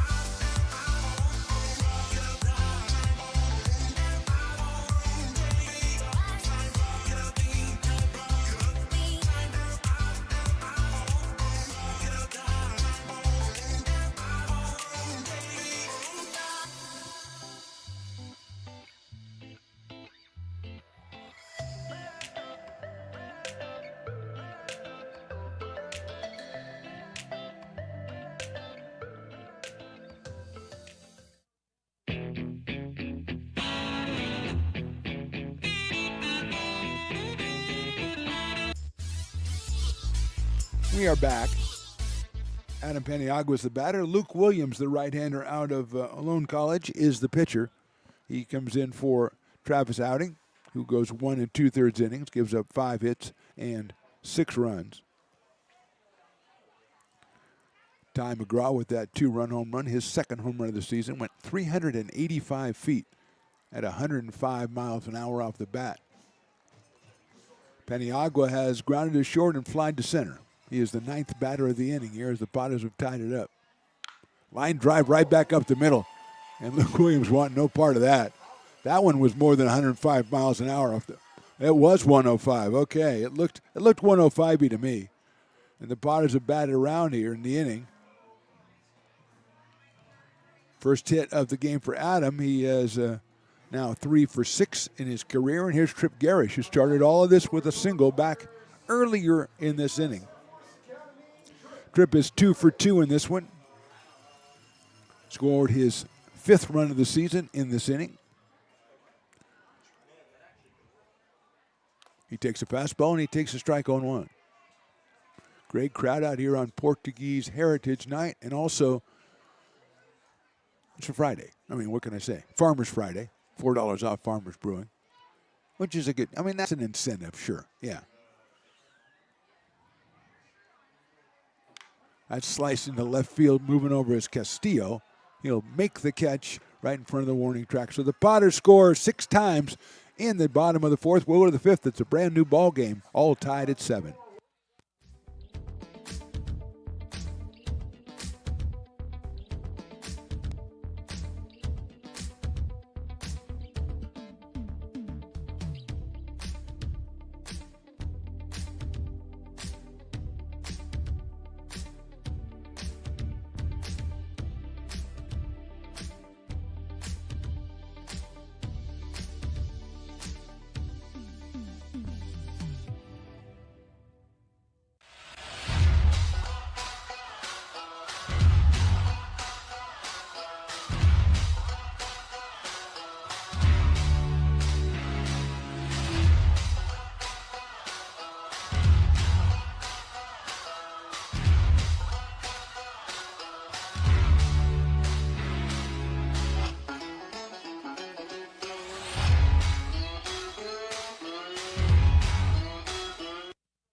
I'm Bill Spear, North Valley president of 5 Star Bank. In a time when business can feel so uncertain, we're here for you every step of the way. I know they have a lot of bells and whistles within their bank, but just the relationship piece here locally on the business side is huge for us. 5 Star treats us like we're number 1. They're right there with suggestions, with help. So I have to bank with people that have our mission in mind. We're 5 Star Bank. How can we help you?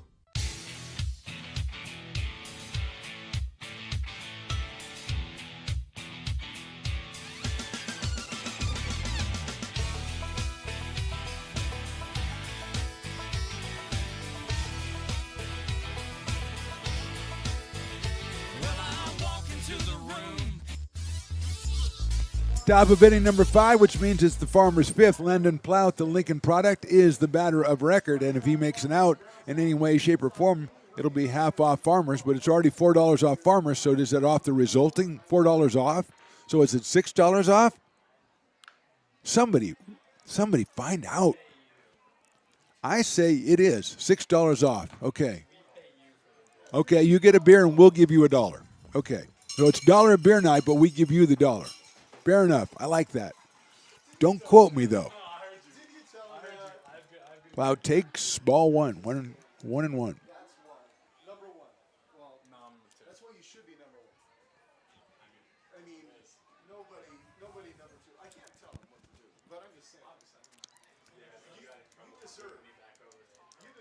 That one is in there for a strike, 1-2.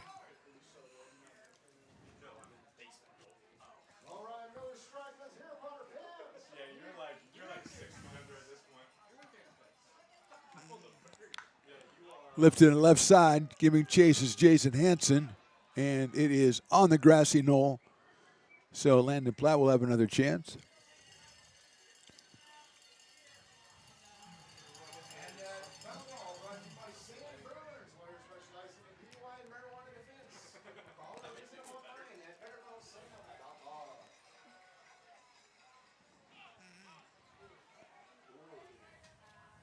Time at the plate.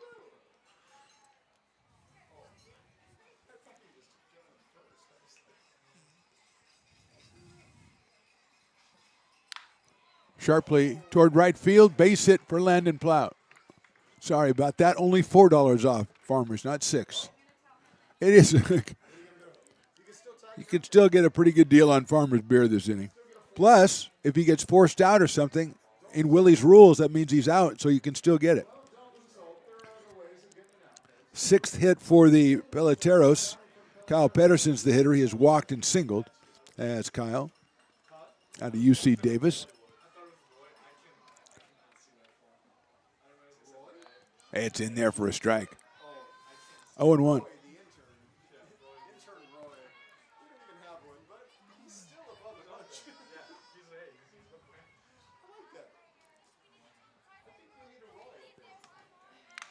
Sharply down to third. Hansen bobbles it, picks it up. He'll have to go to first, and he gets him by a step. Hansen sticks with it and gets the runner at first base. Moving to second is Plout.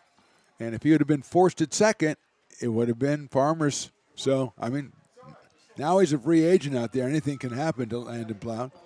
Tyler Billiard, who has had a pretty good night. He singled and scored in the second, hit a 3-run homer in the third. So he has scored twice, driven in 3, and he is 2 for 2. Out of UC Riverside, Mr. Billiard. Might have to change it to Ballyard tonight as he hits one down the right field line, giving chase as Russell into foul territory, and it is just a long foul ball. So trying the right side after he hit one over the left side, and Billiard is behind 0-1 in the count. Frankie Castillo is scheduled next for the Peloteros, who had a 7-1 lead, and the Potters came up with 6 in the bottom of the fourth to tie it.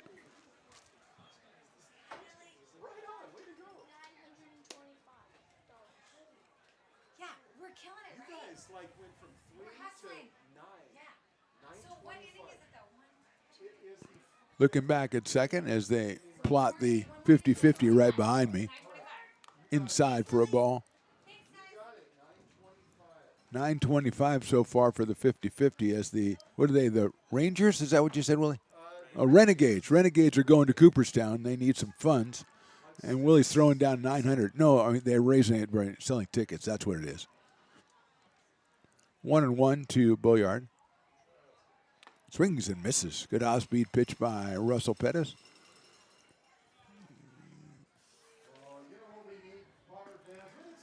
Comes to us from Elk Grove, California, and Cal State Northridge. Right over the plate with the off speed for the third strike. So Boyard has finally retired. 2 outs in the inning. Still at second base is Landon Plout. Now I'm thinking maybe Willie will decide if Plout doesn't score a run this inning, maybe he'll go ahead and let him have the half off anyway. He sometimes does that. Frankie Castillo, who struck out and grounded at first.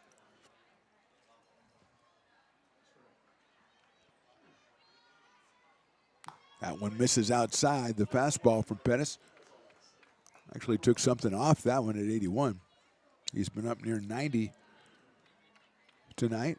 As Castillo is now ahead of 1 ball and no strikes. Left-handed left fielder out of Consumers River College. Slashes it foul up against the screen. 1-1.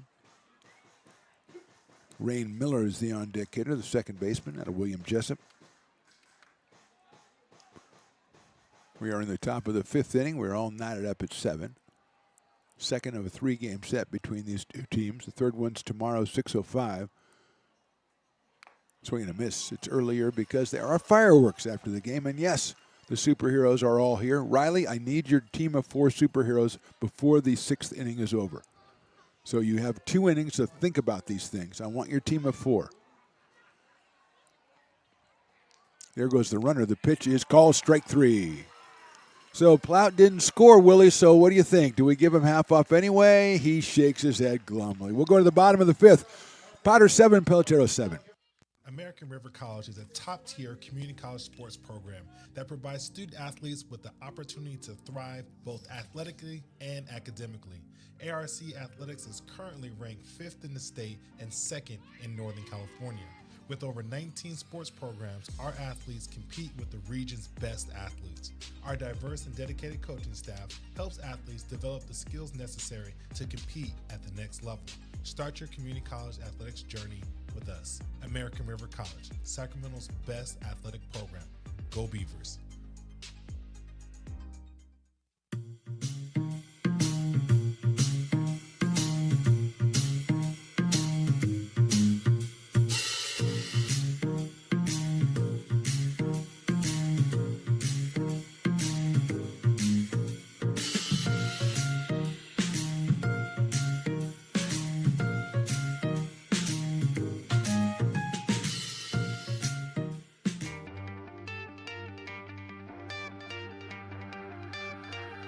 Gooseport Public House. We have sports on 10 big screen TVs, 23 beer taps with classics and crafts, a full bar with creative craft mixed drinks, live music, and most importantly, great fresh food. In downtown Roseville off Vernon Street. Only 15 minutes from the ballpark. See ya at Gooseport.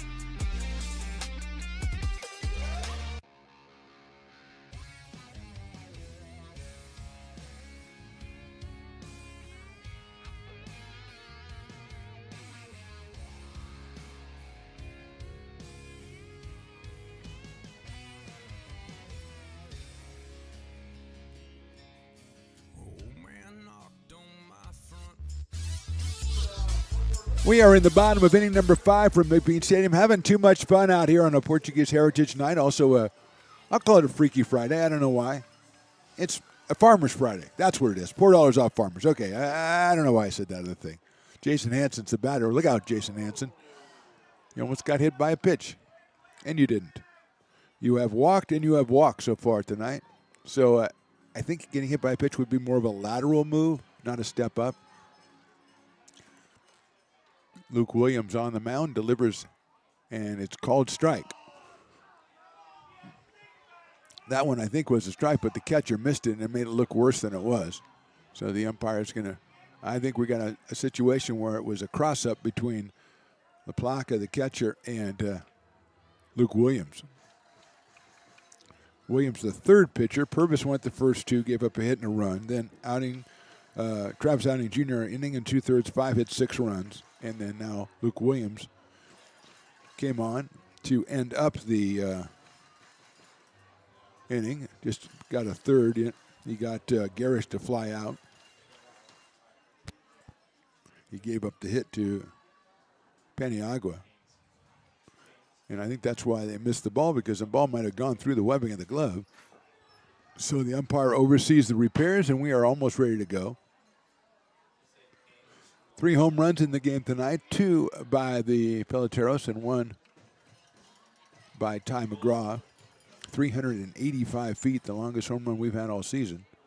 We had 2 of the longest ones in the last 2 nights. That's inside. Paniagua 370 last night and 385 for McGraw tonight. Also, Jackson Norton hit at 374 for Peloteros. That's hit high up in the air to right center field. Giving chase on it is Tyler Cody. Moving all the way over and eventually making the catch in right center field for the first out. So Hansen flies to center. Ethan Liao is the hitter. He has a strikeout. He's got an RBI single, and he scored a run, has Ethan. His 12th run scored of the season, his 9th run batted in. Had that RBI single back in the 6-run 4th. Drove in the first run of the 4th. Big hit from Jake Lavin, a 2-run single in that inning before McGraw's home run. All that done was 2 outs. Liao takes a strike. Ty Russell to follow. Ethan hits a sharp grounder out to shortstop. Moore's going to have to hurry. Solid throw to first and just barely got him at first base. Strong throw by Carson Moore at shortstop. 2 outs and Ty Russell the hitter. He lined him to a double play his last time up after striking out in the 2nd inning. Hit a line drive up the middle that Moore was standing right in the right place, and he beat Hansen to second base to turn the double play. And the Potters still managed to put the runs up on the board after that happened. A couple of walks, a single, and a home run. Here's a strike to Ty Russell.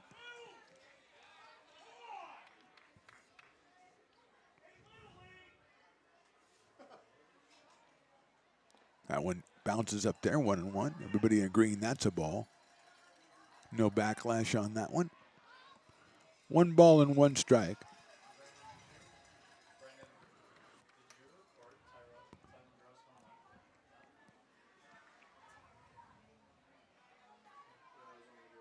That is outside for a ball. Brett Griffiths in the on-deck circle to take over for Brady Rinaldo, it looks like. Rinaldo with a strikeout and a walk in this one. Chopper down the third baseline. That is foul by Russell. 2 balls and 2 strikes on Ty. Out of Queen Creek, Arizona. And the University of Arizona.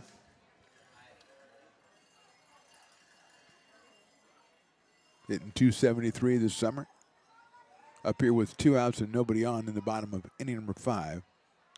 Fouls that one off as well, but this one the other way.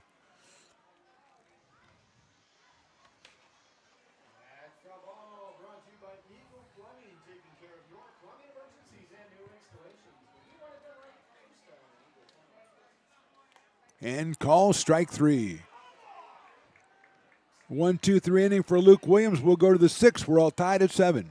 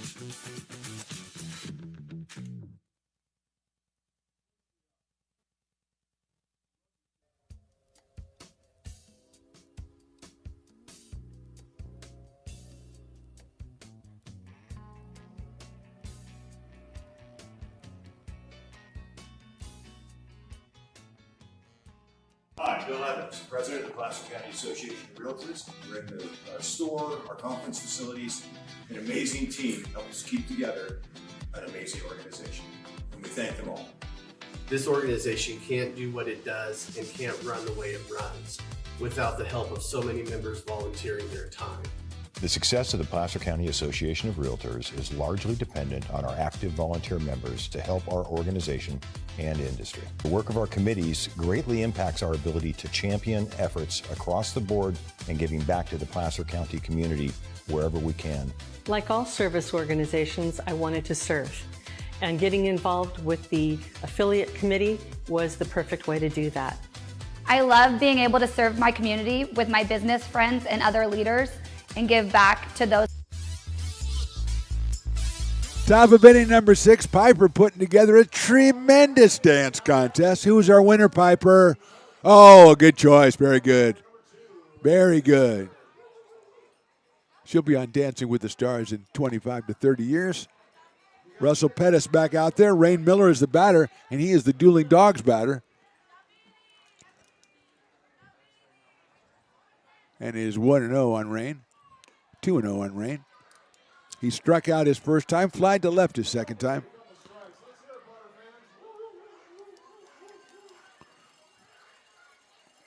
Did somebody hurt Willie? He was making some sounds I never heard before. Hit sharply up the middle into center field, a base hit. Looks like Brett Griffiths has taken over at shortstop.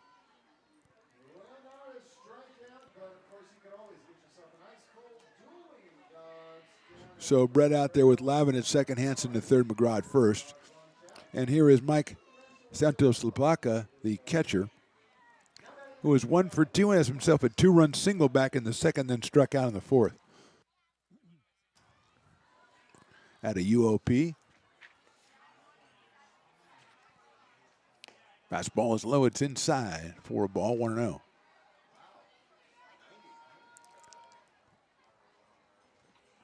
Great crowd out here for Portuguese Heritage Night and Farmers Friday, of course. Last night, impressive stat. Last night, dollar beer night, 635 beers sold to only 74 people. And I don't know if that's coincidence or exactly what that means. But a tremendous, I think they'll probably bring that back is what I'm saying, Riley. 2-0 pitch is chopped up the middle. Griffiths gets the play. Now he can't pick it up. And it'll be an infield hit for LaPlaca. Brett diving to his left, was going to try to flip it back to Jake Lavin, but just couldn't get it out of the glove.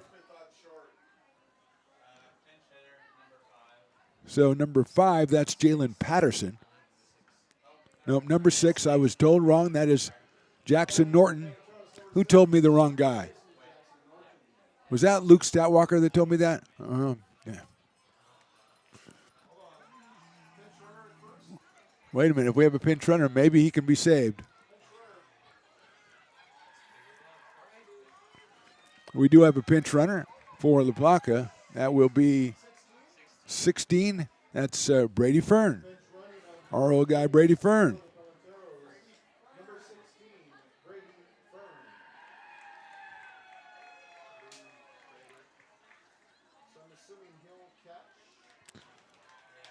Yeah. So here's Jackson Norton. I didn't think they'd replace him since he hit a home run 374 feet last time. Maybe Lucas just wanted him out of the game. That makes sense. I like that. Takes a strike. He's trying to send a little mind thing going over to the coach over there.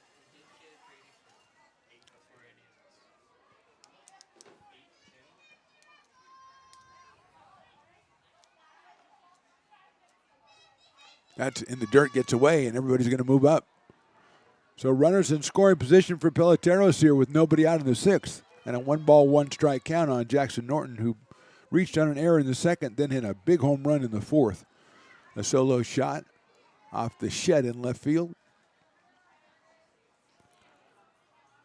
So he is 1 for 2. He was 0 for 2 in yesterday's game before leaving in about the 5th inning. 1-ball, 1-strike. Swings and misses off speed pitch from Pettis. 1-2. Top of the order, Carson Moore will follow.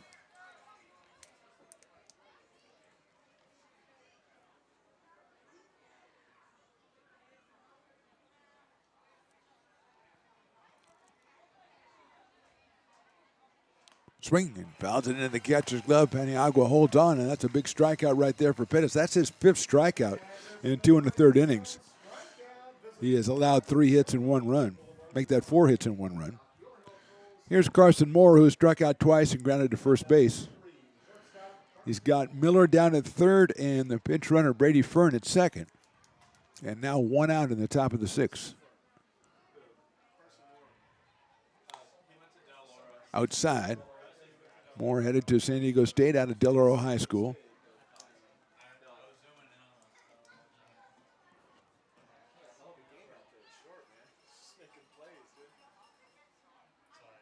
Breaking ball in there for a strike from Pettis.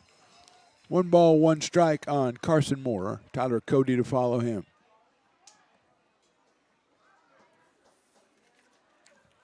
Potters with some activity in their pen. High fly ball center field. Williams is on it. That will score the run. He's going to go to third, and they'll hold that runner. And wisely so. A bluff by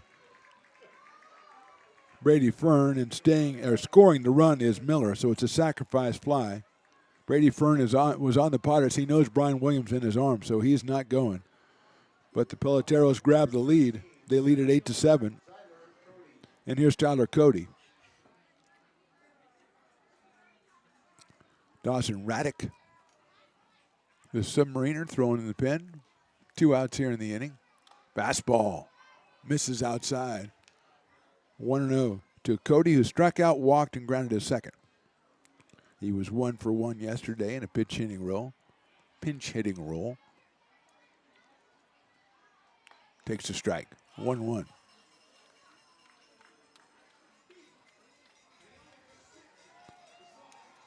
Eight-7 Peloteros. We are in the top of the 6th inning. Great crowd out here for Friday night. Tomorrow is going to be a great crowd as well, and be amongst them for Superhero Night and fireworks. Swing and a miss on a ball that broke inside. Also, Riley, you only have a little while for your superhero team, my friend. First pitch tomorrow night, 6:05. If you can't be here, you can always check us out on the stream. We do welcome you. I don't want to make you feel excluded. Swing and a miss, and he is out on strikes. So Pettis comes back with a strikeout, but we go to the bottom of the 6th inning. Peloteros leads 8-7. This job is the Esplanade at Turkey Creek phases 4 and 5. Our scope of work for this project is full scope, so we've got all the underground, all the joint trench, and all the topside included with it. We're putting in sewer pipe, manholes. We're not doing services yet. We go through and do all the main line, and then we come back and do all the services after that. I would say this project right here, the one we're working on, is probably about a 2-month project. It's very costly to the developer, so beating the schedule is very important, more important than most projects. It's got a lot of groundwater, so we've got an extensive groundwater pump system in place. It's just cool to be a part of the built environment and know that for the next 100 years that people are going to use and enjoy what we've created here today.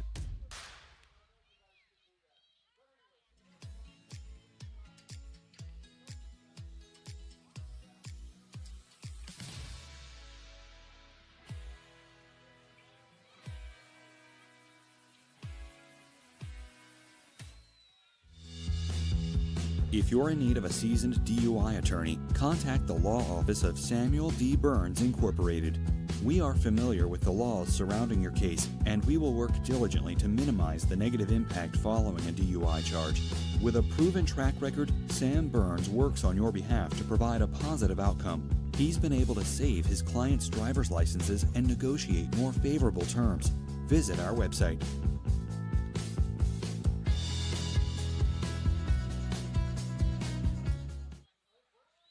So many local businesses trust Wizix Technology Group when it comes to their office technology.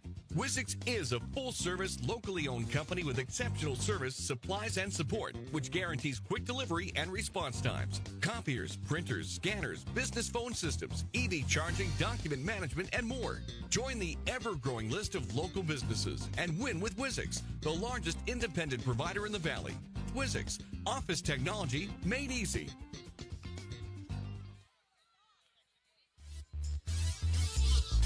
Bottom of the 6th inning, Brett Griffiths will lead us off.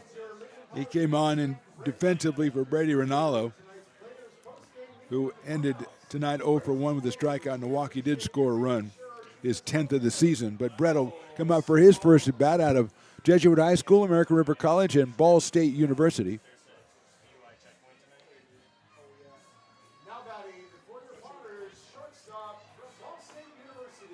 He will be followed by Brian Williams Jr. and by Jake Lavin as the Potters again find themselves behind, this time 8-7.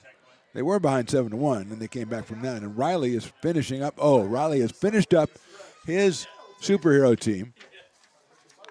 That's squibbed down the first base line. It stays fair and is scooped up down there by Landon Plout, and he steps on the bag for the first out.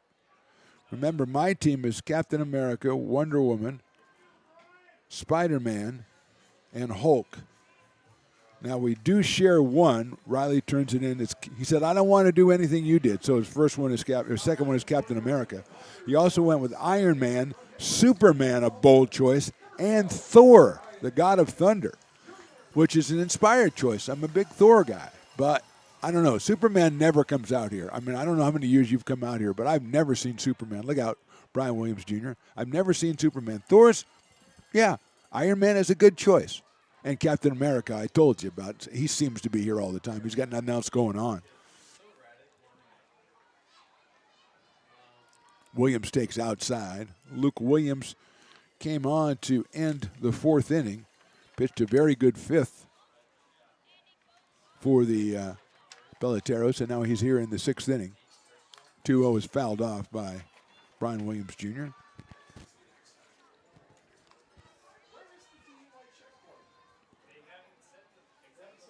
Oh, looks like we got a new pitcher up.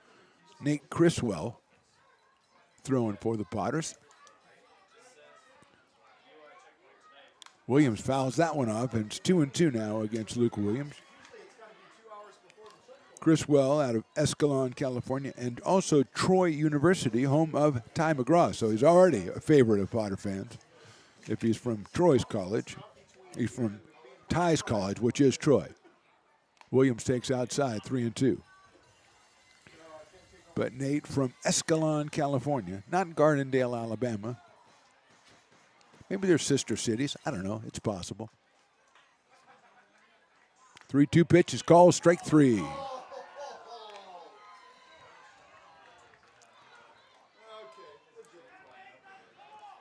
So Williams is out on strikes.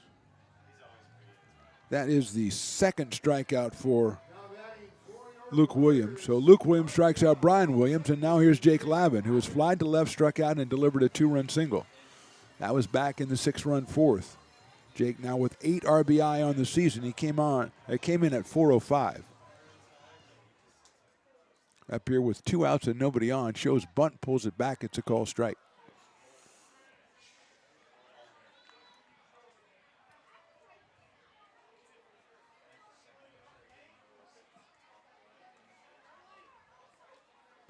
0-1 on Jake. He takes high and outside, 1-1. You gotta like the kids who, when the night gets a little bit chilly, a little bit late, a little bit chilly, they're going straight for the snow cones. You gotta love that. Swing and a miss, 1-2. And not just the small guys, the big O snow cones, not as big. I think yours that you had was the largest snow cone ever made. I think they made it like custom-made snow cones, which is a good show for Food Network, the custom-made snow cone show.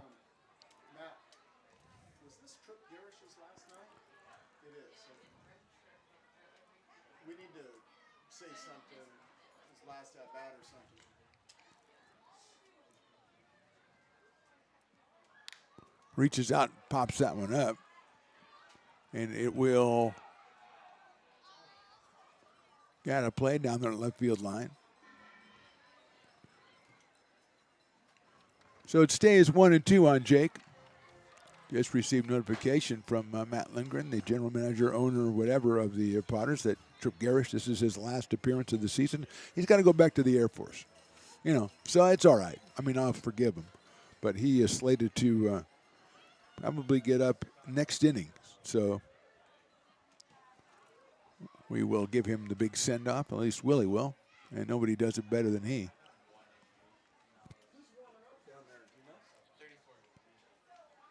Lavin watches it go high and outside, 2-2.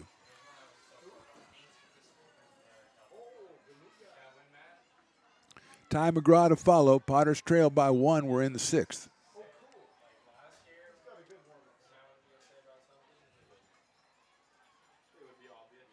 Lavin hits it high up in the air to center field. Cody's going back, still going back. Now he's there, and he'll make the catch. So Lavin strokes it well, but Tyler Cody makes the play in center field. 1, 2, 3 in the 6th for the Potters. We go to the 7th. Peloteros up 8-7. Lincoln provides all the charm of a small town, yet still provides access to excellent local medical care. At Lincoln Urgent Care, you can find expert services and a compassionate staff available 7 days a week. Our friendly front desk staff will welcome you when you come into our brand new facility. Your wait time will be minimal at our walk-in clinic, unlike the emergency room. From broken bones and lacerations to allergies, flu shots, and illnesses, we treat a variety of urgent medical conditions. What sets us apart is not just our central location in Lincoln, but the convenience of our extended hours, including weekends. We've become Lincoln's first choice for urgent care because we treat patients of all ages for a variety of conditions and take most insurances. We're proud to be an approved provider for veterans and welcome in our military patients. From our family to yours, we're here when you need us.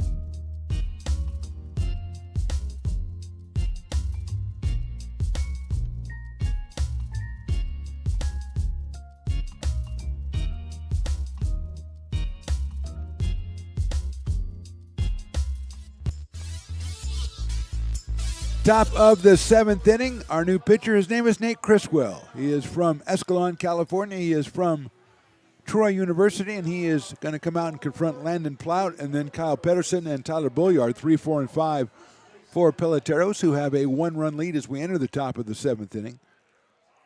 They scored that run back in the 6th inning.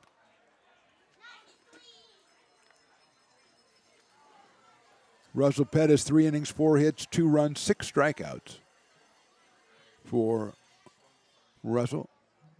And Criswell delivers inside and low. Evens up the count at 1-1 on Landon Plout, who has grounded to second, flied to center, and singled right up the middle. So he is 1 for 3, went 1 for 4 last night.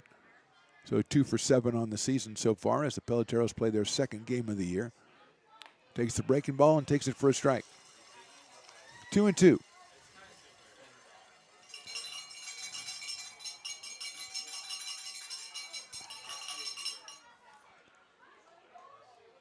Well, or 1-2, depending on who you listen to.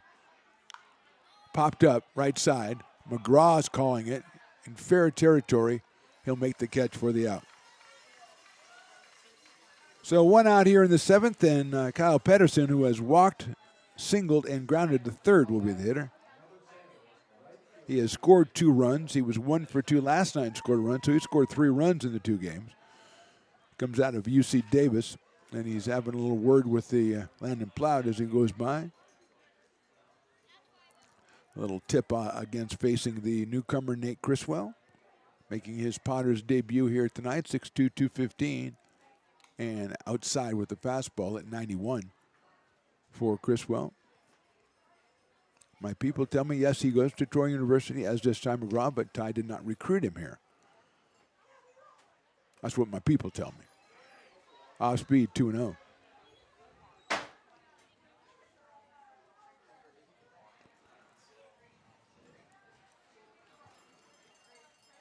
Tomorrow, 6:05 is the first pitch. Criswell gets the strike in there, 2-1, as it's a fireworks night. Oh, I didn't mention. Okay, after this pitch, we will. Did I reveal your team already? Did I? Oh, that's right, I did, because I said Thor. That's the one that really impressed me. Of course, we have Captain America. Both of us have that. Swing and a miss. I knew that. So really, your wild cards are Iron Man and Superman, and I'm fine with that. But then Thor is a worthy number 4, is what I'm saying. I think you pulled a good. I thought you were going to go Ant-Man or something like that, because you're kind of weird that way. 2-2 misses just a bit outside. Homage to our buddy Bob Euchre. Everybody's buddy, Bob Euchre.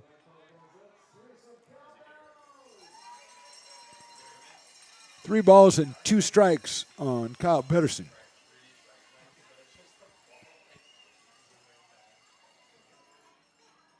He misses with the breaking ball. And Pedersen gets the base on balls. He's been on base now 3 times tonight, and he's down there with 1 out. And Tyler Bulliard, who has singled, he has hit a 3-run homer, and he has struck out looking. Tyler was 0 for 1 last night, but is a big 2 for 3 tonight and has scored 2 runs and driven in 3. So he's been a very bright spot for Peloteros and an instrumental part of them having an 8-7 lead. And he takes a fastball and he takes it for a strike. Frankie Castillo is slated next. This is about the time that Peloteros started subbing last night, so we'll see. Fastball again, that misses. 1-1. 91 again from Criswell. Wearing number 34. Potter's in their orange garb. It's an Orange Friday, which just means they wear orange. I don't think it has any other significance. Nobody has oranges or anything. We don't do anything like that. We don't play Orange Crush by REM. There goes the runner. It's a ball. The throw to second is going to be too late because that was sewn on the pitcher. A good jump by Pedersen. And he is at second base.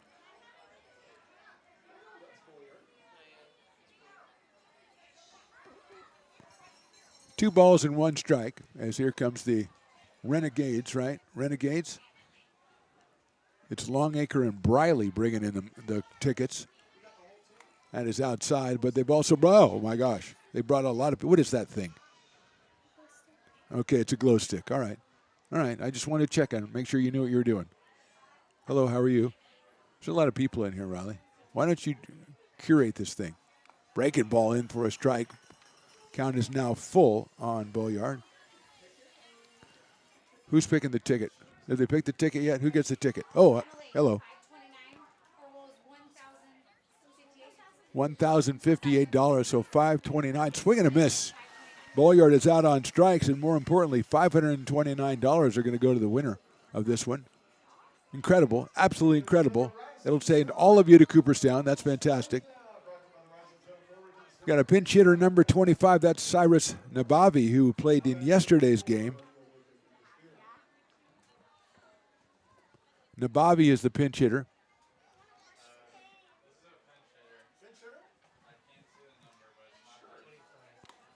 Cyrus Nabavi takes a strike. Nabavi played yesterday. He was 1 for 2 and drove in a run. Fastball is in there for a strike, 90 miles an hour.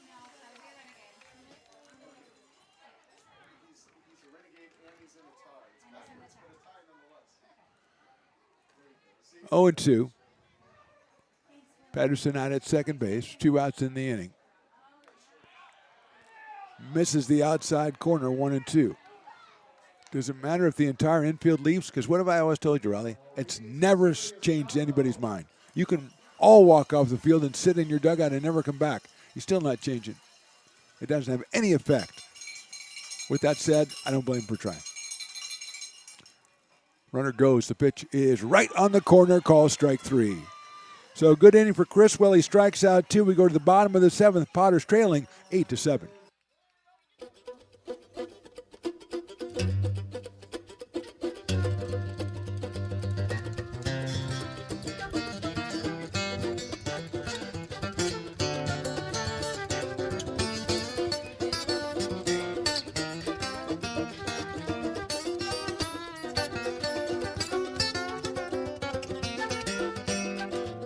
Roll on, buddy.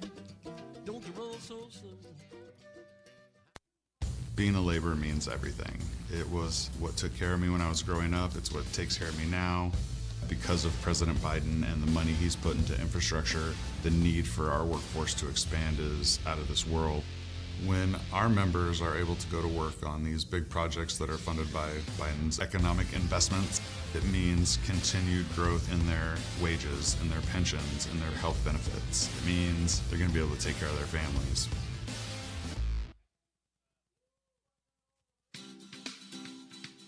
Astro Air Design Incorporated, where you feel the difference.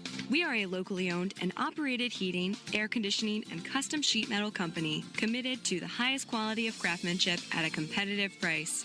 Our trained and certified technicians have the knowledge and experience required to install, maintain, or repair your home comfort solutions. Our upfront pricing gives you the peace of mind because you know your price is locked in.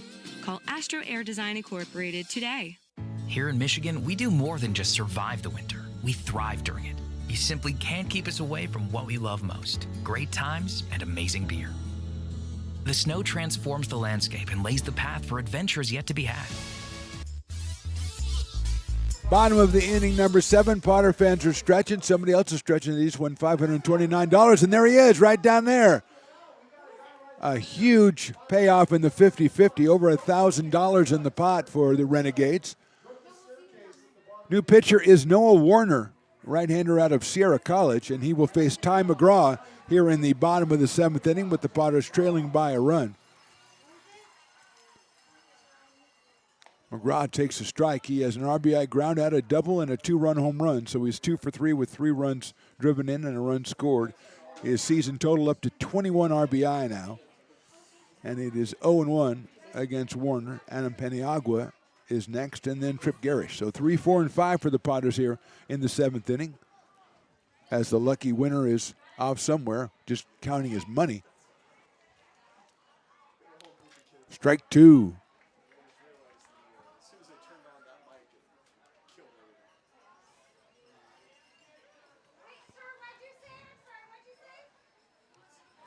Oh, and 2 on Ty McGraw.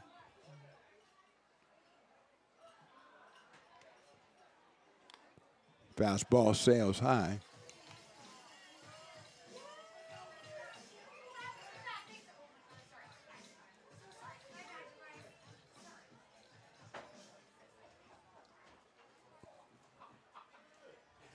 Noah Warner from Whitney High School.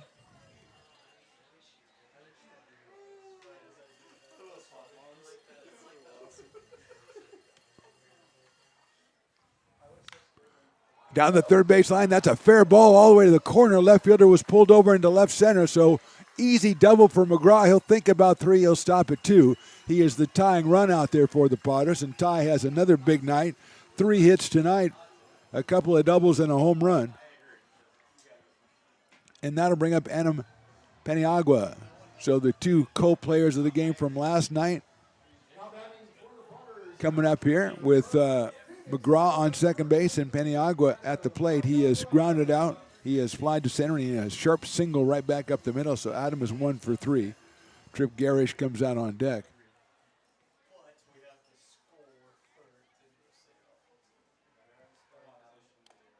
Adam takes high for a ball out of Phoenix, Arizona. Division II leader in home runs and runs batted in with 27 of one and 100 of the other. You figure out which category. 1-0. High to left field. Going back is,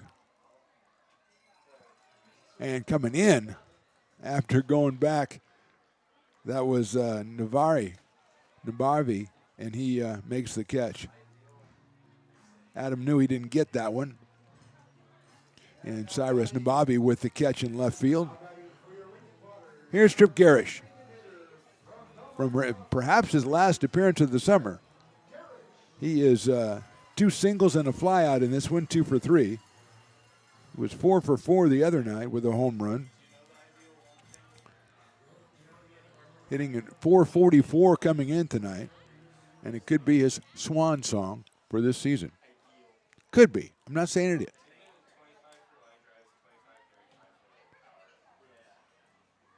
He takes a ball. Warner, the fourth pitcher. Got to give a shout out to Luke Williams, who was fantastic for the Peloteros. He came on and gave a base hit up to Peniagua, then retired the next 7 batters he faced, including 2 strikeouts. That is down low for a ball. 2-0.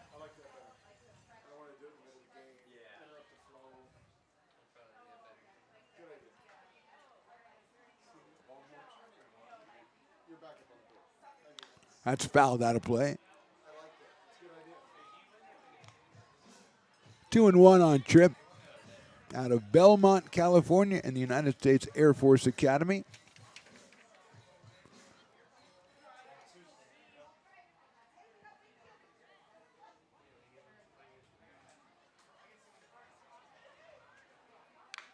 It's sliced out into left field, and Bobby going back. He's got a beat on it, reaches up at the fence and makes a nice catch in left field on a ball that was slicing on him. Hit well by Garish, but now 2 outs, and it'll bring up Jason Hansen. So well hit ball by Tripp, but finds the glove of Cyrus Nababi in left field on a fine play by the left fielder. And still at second base is Ty McGraw, and here's Jason Hansen. He has walked and flied to center. About the time for some Jason Hansen heroics. Here in the bottom of 7th would be a good time for him. That's in there for a strike from Noah Warner. Ethan Liao follows. Time getting short on the Potters. We are in the bottom of inning number 7 from McBean Stadium. A great crowd out here for Portuguese Heritage Night. Got some nice Portuguese sweetbread outside for a ball. Got some ideas for some Portuguese jerseys for next year when we celebrate Portuguese Heritage Night. Just so I could get one. That's the only reason. I'm pretty honest about that, you know. Hansen takes inside. Good off-speed pitch by Warner. Misses the inside corner by a shade, and it's 2-1 on Jason Hansen. He's got 6 runs batted in. He scored 11 times this summer. 276 coming into tonight's game. Potters playing their 14th game of the season, and that's high for a ball.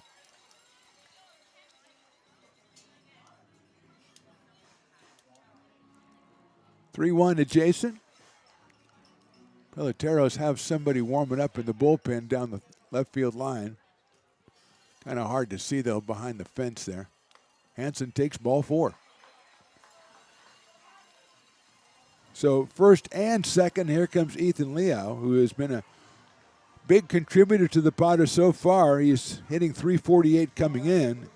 Tonight he's 1 for 3 with an RBI single and a run scored in the 4th, so he now has 9 runs batted in and 12 runs scored. And he comes up in a big situation here with first and second and 2 outs, and we're in the bottom of the 7th inning.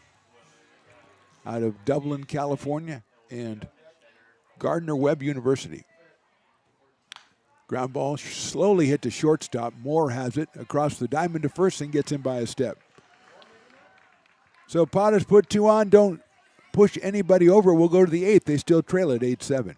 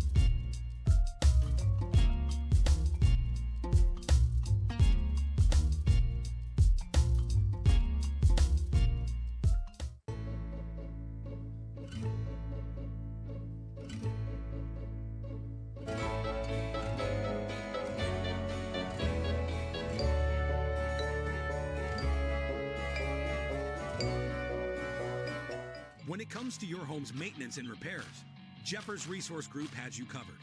Our handyman services offer a comprehensive range of expertise, from minor carpentry to drywall, electrical and flooring for property managers, landlords, and renters alike. We ensure that every job is completed to the highest standards, so you can have peace of mind. Contact us today to discover how Jeffers Resource Group can help keep your home in top shape.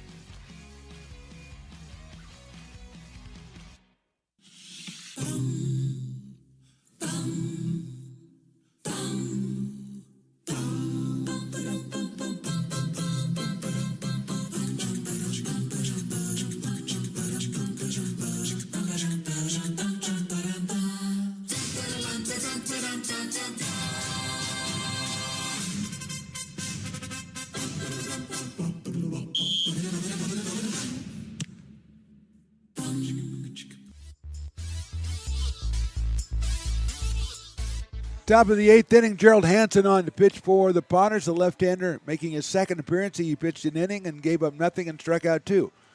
So he did pretty well. He is out of Roseville, California, Northern Kentucky University, which we found out are the Vikings. And I was not impressed by that nickname, Riley. Northern Kentucky not harboring a lot of Vikings, as far as I know. Nothing against Hansen. I love Hansen. I don't love Hansen, the about people, that not so much.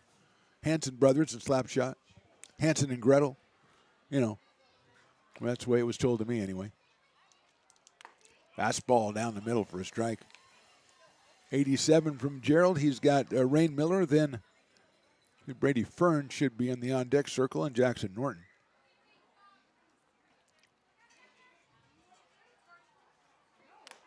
High for a ball, 2-1. Miller struck out, flied to left, and singled and scored back in the 6th inning. In fact, he scored the go-ahead run in this game.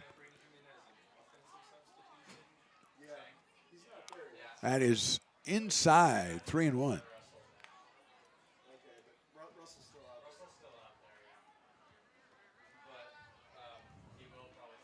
Three balls, one strike. And strike 2 call, 3-2.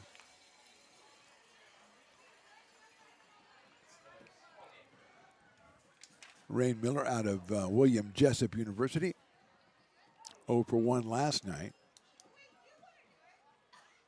Breaking ball misses. And he goes down to first base, leading off the inning with the base on balls. And Brady Fern, scheduled next, came on to run for Mike LaPlaca back in the 6th inning.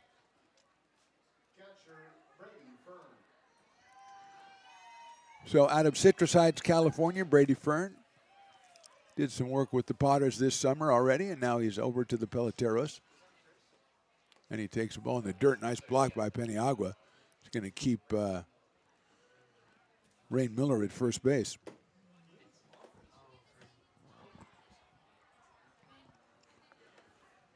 So, Riley, we got to check and see, you know, Captain America, we both have that, so that's a wash. Over to first for Hansen. So we got Iron Man, Superman, and Thor against Wonder Woman, Spider-Man, and Hulk. I need to get an independent committee, maybe ask Carson to make an assessment of that. Who's got the stronger team? Plus, who will have the most people here tomorrow? Chuck Swinging, he went around.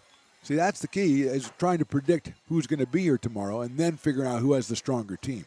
So I will say Carson could be the arbiter, and I will let Voldemort also weigh in on that because he's kind of like in the superhero mold, although he's a villain. Chopped down to first. It's a foul ball. Good play by McGraw, and he threw to second to try to get the runner, but it was called foul immediately by the home plate umpire. It's a foul ball. It's where the ball is, not where the guy is. And it was outside the line, and the umpire called it right away. Although the Potters tried to pull up a nifty-looking double play. Jackson Norton didn't know what's going on, so he's sending up a play going, is it my turn? Am I up? I don't care. I just want to bat. No offense to Brady, but I just want to bat.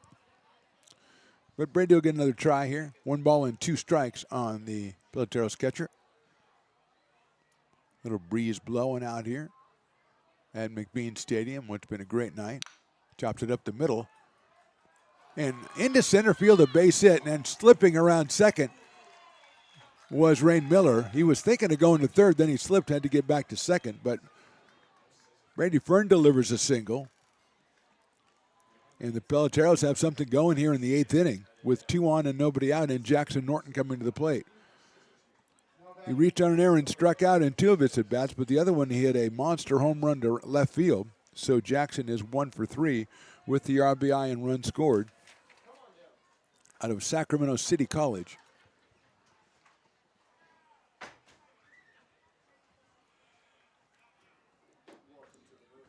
Top of the order, Carson Moore to follow. Hansen delivers inside for a ball. A little bit low as well, so it's 1-0 on Norton. 0 for 2 yesterday, 1 for 3 today, but the big one, a solo shot in the 4th. Sharply hit the shortstop. Griffiths over to second for 1. They're going to go the other way to first, and the throw is wild to first base, and the runner coming in from third will score. So an error on the throw at second base. Miller will score. Runner is retired. I'm pretty sure the runner is out at second base. Norton is going to end up at second base, though. So 1 run scores. It's the second error for the Potters, and Norton ends up at second base. And Miller scores. He has scored the 8th run and the 9th run for Peloteros. And it'll bring up Carson Moore. It'll be no RBI for Jackson Norton as their runner. Miller scored on the wild throw. And Kajowski out talking to his pitcher, Gerald Hansen. Gave up a walk and a single that eluded the glove of the second baseman, and then the run scored on an error. So right now the run is unearned as Carson Moore comes up here. 1 out in the inning. Carson has struck out twice, grounded out and hit a sacrifice fly. So 0 for 3 with an RBI. 0 for 6 in the series with an RBI and a run scored.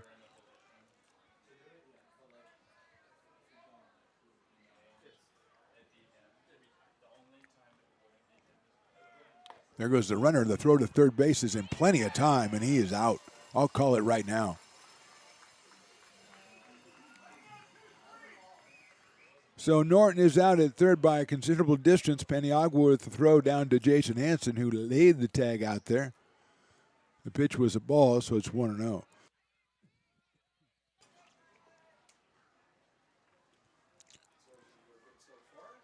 That's outside, 2-0. Kind of an easy throw for Adams. They had a left-handed hitter at the plate, so nobody obstructing his view. The call went up quickly. The runner was going, and he had a good pitch to throw. Swing and a miss by Carson Moore, 2-1. He had a high fastball that he could just take a step, gun it down to Hansen, and put the tag on. But the Peloteros have scored a run here in the 8th, and they now lead at 9-7. That will be an unearned run.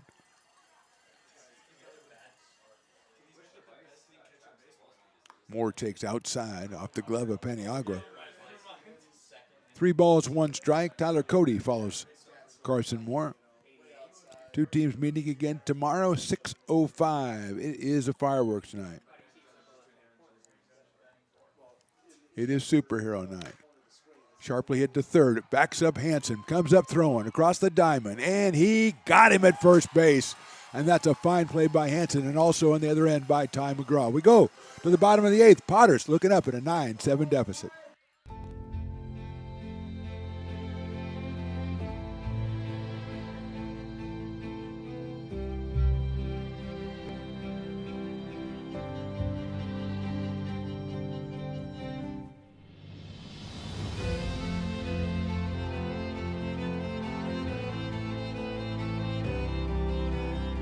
Situated on the corner of Lincoln Boulevard and 5th Street, this iconic building has been the home to several hotels over the decades, the most famous and longest running of which was the Lincoln Inn. Having undergone several renovations and architectural changes, this building is the current home of Old Town Pizza, which boasts not 1 but 2 floors for your dining enjoyment, including open-air seating on the roof. Stop in for a slice today. Or stop by the Lincoln Museum to see the 300-pound cash register that used to adorn the front desk of the Lincoln Inn. For more great history, visit the Lincoln Area Archives Museum and, by appointment only, take their free walking tour of historic downtown Lincoln.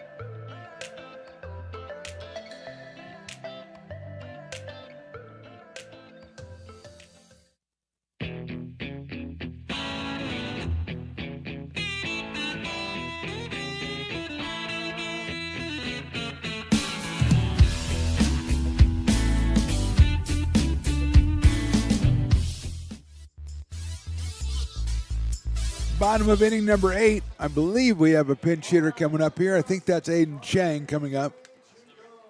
Number 9, I believe, is Aiden Chang. He will bat for Ty Russell. So Chang is up here for Russell to start off, Brett Griffiths to follow, and then Brian Williams Jr. against the new pitcher Christian Murphy, the right-hander out of Olone College.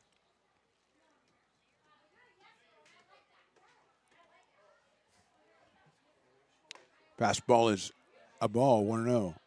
Chang coming off a home run the other night.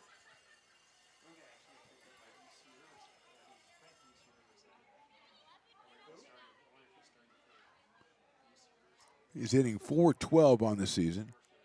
Home run, 8 runs batted in, 9 runs scored. Out of inside, did that hit him? Come on up, I think it did.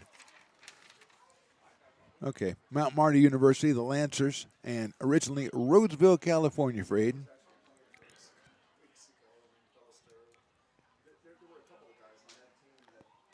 Went around on that one. Hit it .340 last night, did Aiden Chang. Right down the line and just bombed it out of here quickly in the 7th inning. 2-run blast. McGraw with a 3-run blast and Paniagua with a grand slam in last night's win. But tonight a different story as Peloteros lead at 9-7. We are in the bottom of the 8th inning. The 5th pitcher for Peloteros is Christian Murphy. Noah Warner went an inning, gave up a hit and a walk. Chang takes it down the middle for a strike, 2-2.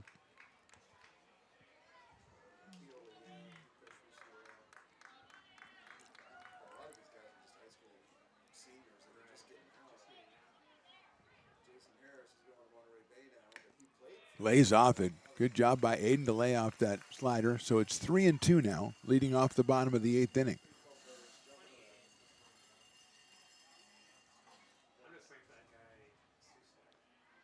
Inside, and Chang works the walk. He almost got hit a couple times, so it wasn't that easy, but he is at first base with nobody out, and Brett Griffiths is the scheduled hitter. He is the shortstop, came on for Rinaldo back in inning number 6. Grounded out to first in his only at bat. Going out to talk to his pitcher is Brady Fern, and he'll come back behind the dish, and Brett Griffiths, who does have a home run to his credit on the season, and a pair of runs batted in, a couple of runs scored as well. Out of American River College and Ball State University.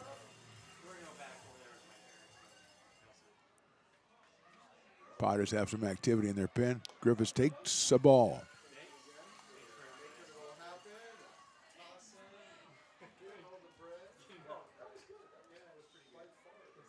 Connor Doucette loosening up for the Potters. Griffiths takes inside again, so it's 2-0.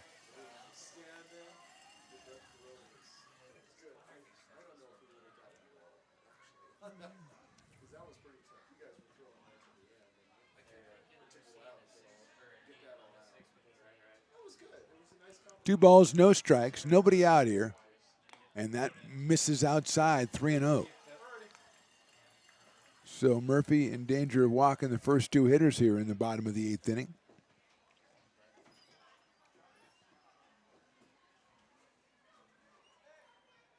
And has ball 4. So a 4-pitch walk after the walk on 3-2 to Chang.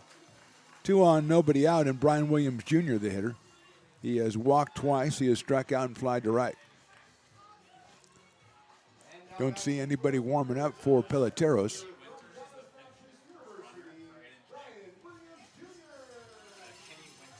So Kenny Winters is going to go out and run for Chang at second base.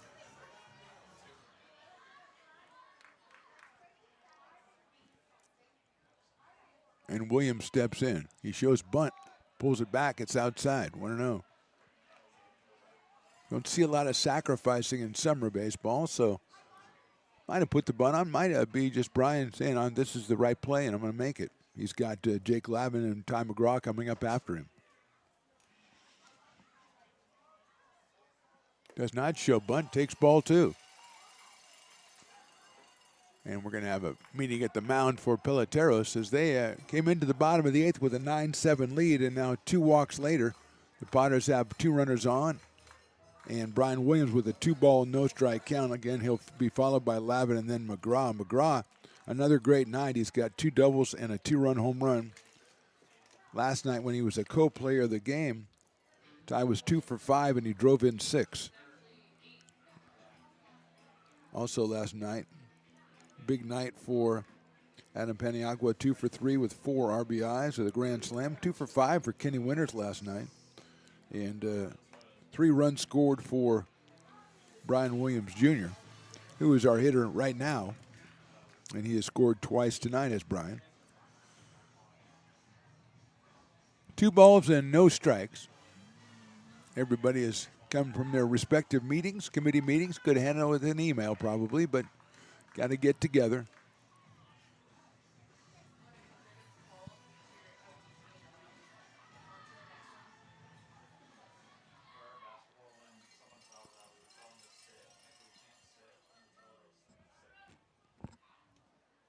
Williams chops it back to the mound off the glove of the pitcher. He's not going to get anybody. He throws to first, and it's off the bag, and everybody is safe.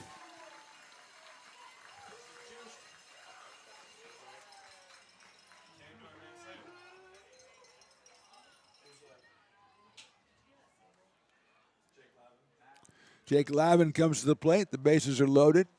That speaks for itself. And the umpire calls it. Looks like the umpire called the meeting at the mound.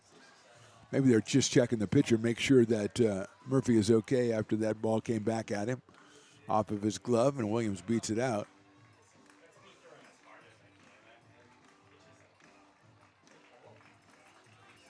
And I think it might have been hit in the mouth, maybe.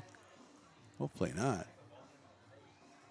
I think it bounced off the glove and hit him in the face. So we're going to have a pitching change, and they're going to get as much time to warm up. Too bad for Christian Murphy. They're going to get as much time to warm up as they need. We'll step away for a second. We are in the bottom of the 8th inning. Potters trail it by 2, but they've got the bases jammed with Jake Lavin coming to the plate. We're right back after this.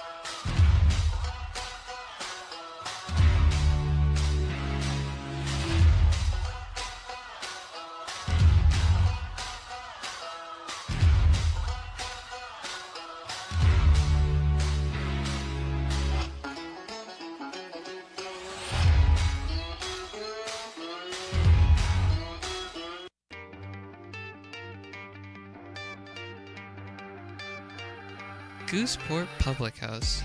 We have sports on 10 big screen TVs, 23 beer taps with classics and crafts, a full bar with creative craft mixed drinks, live music, and most importantly, great fresh food. In downtown Roseville off Vernon Street, only 15 minutes from the ballpark. See ya at Gooseport.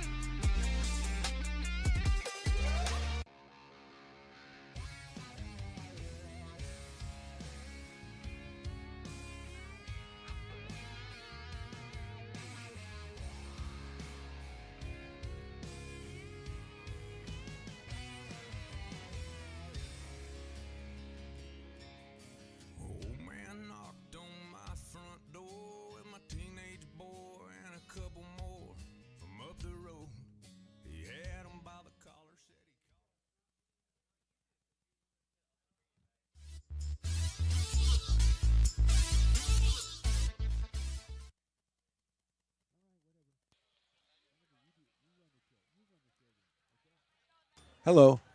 Bottom of the 8th inning. Bases are loaded. Christian Murphy, looks like what happened is the ball bounced off his glove, hit him in the mouth.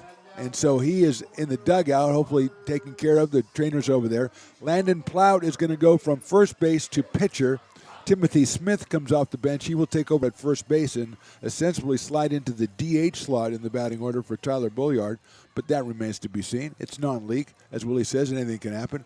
So Plout on the mound. He'll face Jake Lavin. The bases are loaded. There's nobody out. Peloteros lead it 9-7. We are in the bottom of inning number 8 out here at McBean Stadium.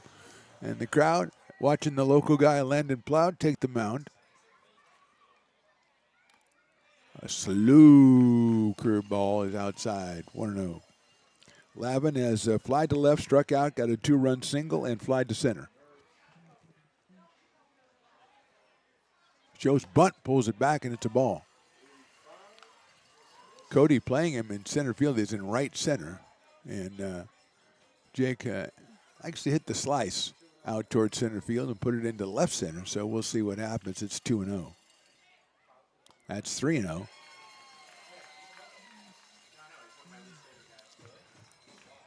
On deck is Ty McGraw.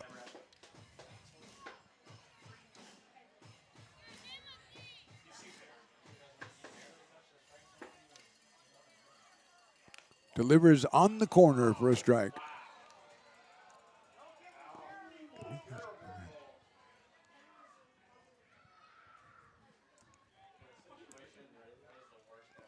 Three balls, one strike. That is ball 4. Lavin picks up an RBI and the bases loaded walk. The bases are now still loaded. Potters have scored once in the inning.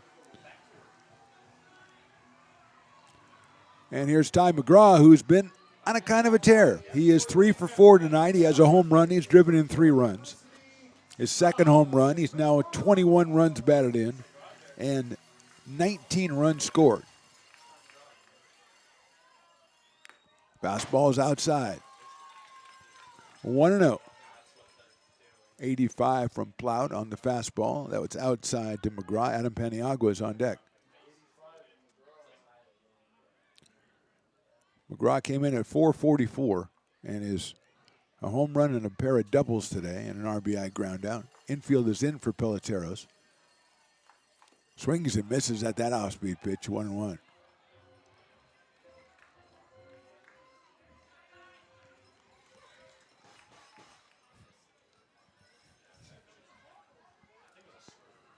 One ball, one strike, no outs. Swing and a miss. Got a good cut at that one. 1-2 to Ty McGraw. He's used left field. He's used right field.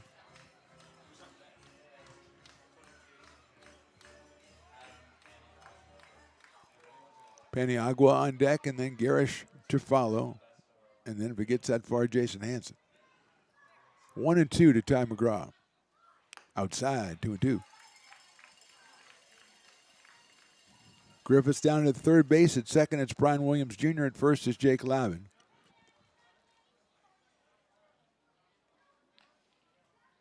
Two coming up to Ty McGraw.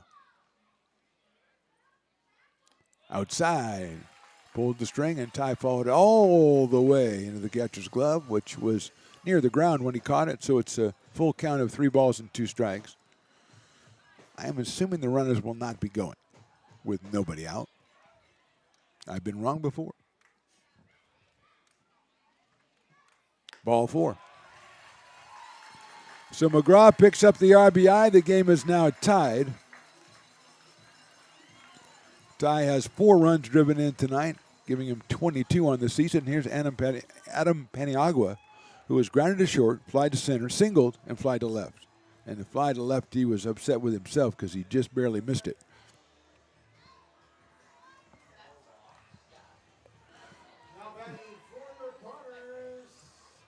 So we are tied at 9. Still nobody out here for the Potters.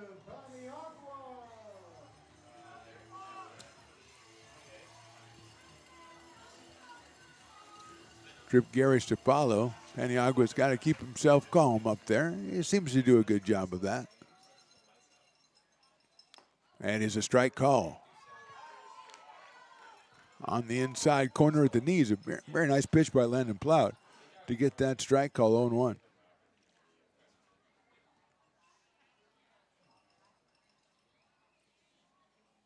That is call strike 2.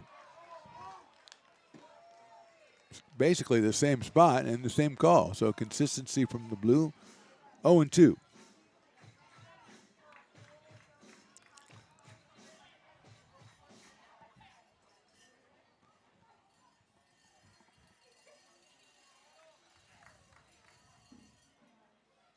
He pops that one up, but it's down the right side and it's out of play. Last we saw, Connor Doucette was warming up for the Potters. Wonder if that would change if Evan Williams might get the call if the Potters take the lead here. 0-2 pitches outside, lost that one. And a good job by Brady Fern behind the plate to flag it down before it got to the backstop.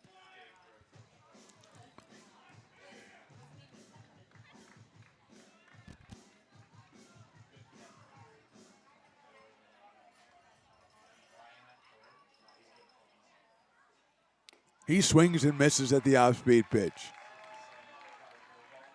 So 1 out, and the infield will move back to double play depth here as Trip Garish comes to the plate. Williams at third, Lavin at second. At first is Ty McGraw, and here's Garish, left-hander against left-hander.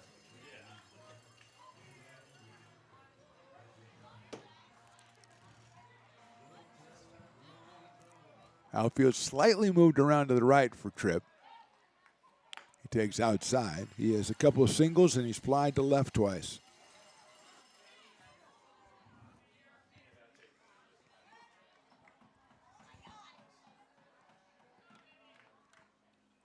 Still just 1 out in the inning for the Potters. And that is outside as well.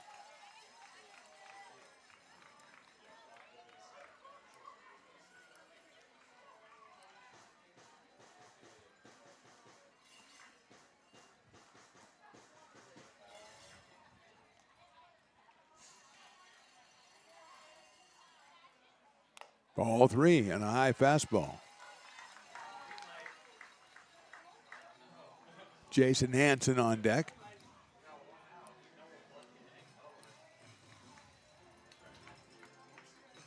Summer ball, you tend to think maybe he has the green light.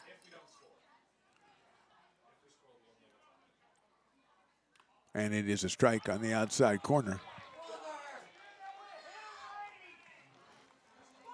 3 balls and 1 strike on Trip Garish. A home run, 5 runs batted in. Now 5 runs scored on the season for Trip.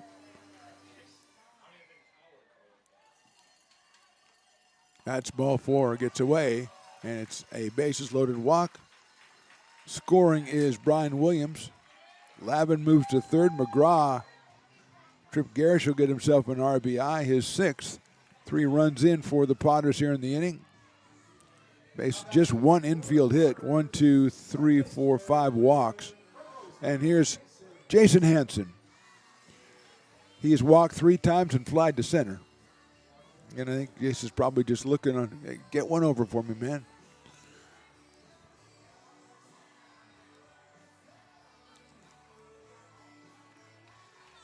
So the Potters now with the lead, as unlikely as that may have seemed a couple of minutes ago.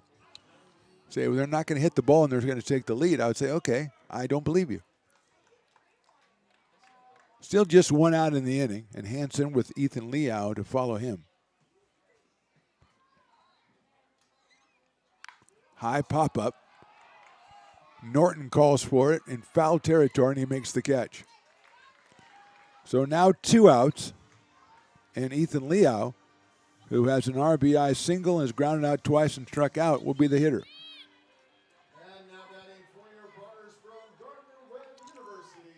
Out of Dublin, California, and Gardner-Webb University, Ethan Liao came in at 348. He drove in his 9th run back in the 4th inning. He's up here with the bases loaded. Potters leading now by 1. Potters' 9th batter of the inning.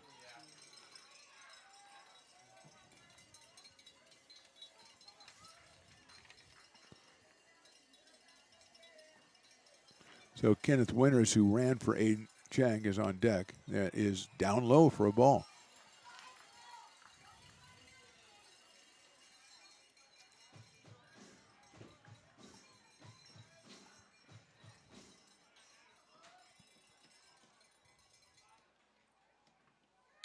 That's fouled off. 2-1 to Ethan Liao.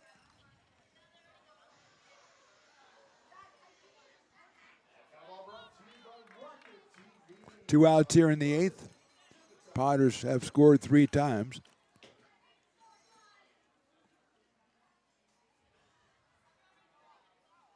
That's in there for a strike. Good looking fastball at 85 from Plout. Evens the count at 2 balls and 2 strikes.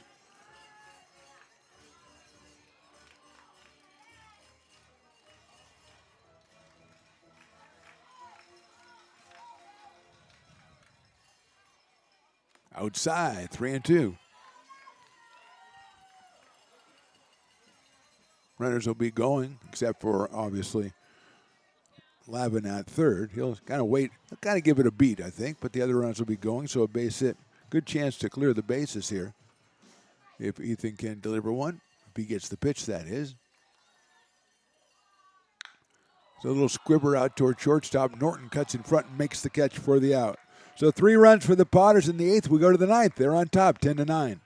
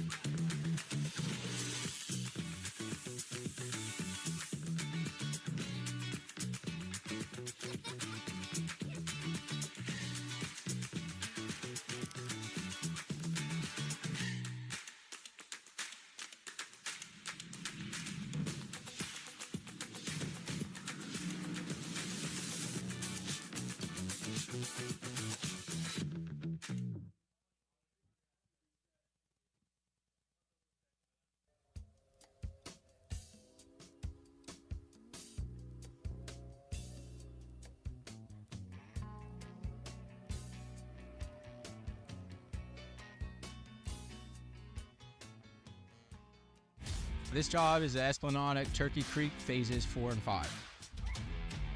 Our scope of work for this project is full scope, so we've got all the underground, all the joint trench, and all the topside included with it.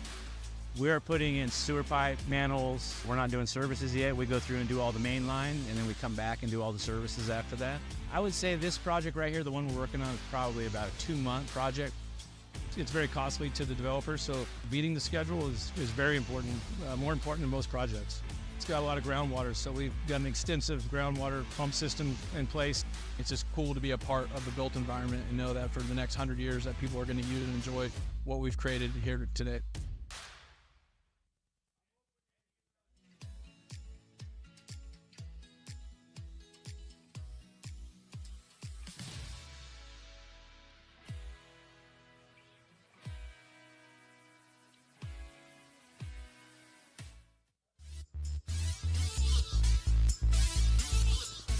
Tyler Cody has started off for Peloteros in the top of the ninth inning, and Connor Doucette is on. He has been very good so far this season. 4 games, 4 innings, 1 hit, 5 strikeouts, 2 walks, and a save. So he is out here to try to close this one down for the Potters, and a swing and a miss from Tyler Cody. He is 0 for 3, has a walk, and has a run scored.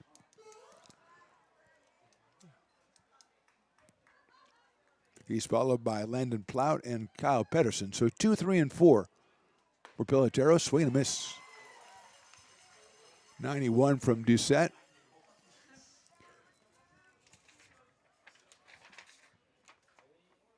Connor out of the Woodlands, Texas, and Texas State University.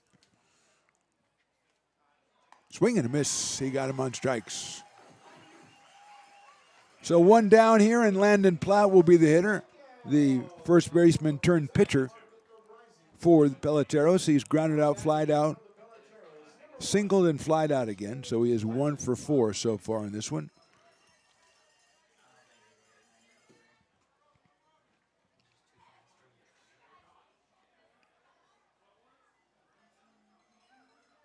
And the first pitch is right down the middle for a strike.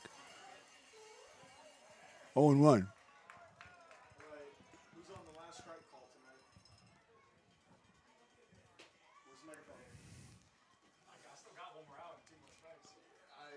That's line foul over the dugout. Watch out over there. Watch out, everybody. Hopefully they were watching and listening so they knew I said that, as they were behind the Fat Cat little canopy there and couldn't see what was going on. 0-2, the Cowbells are out in force, Willie. Good work on the Cowbells tonight. Got the Cowbells working against the Lincoln High product, Landon Plout. Doucette delivers a fastball, but he delivers it outside, 1-2. Kyle Pedersen will follow, the right fielder, who's got a couple of walks and a single tonight.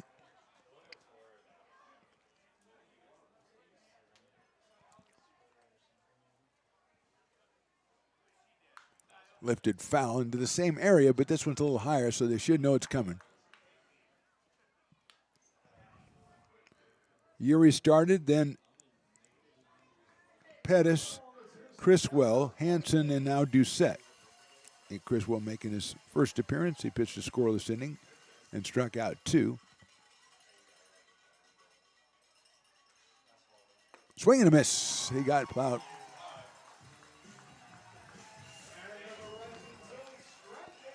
Kyle Pedersen is the hitter. He is 1 for 2 with 2 runs scored. And he's up here with 2 outs in the top of inning number 9. Potters 10, Peloteros 9.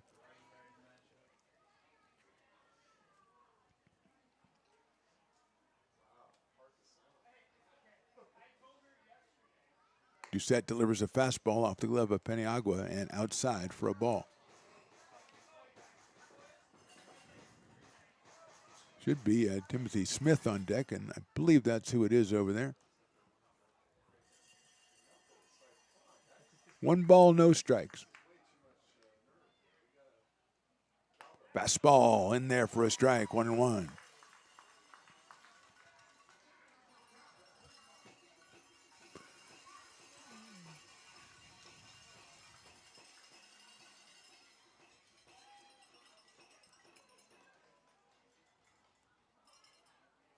Breaking ball, swung on and missed. Where's the last strike guy? Is he here today? Is the last strike guy? There he is.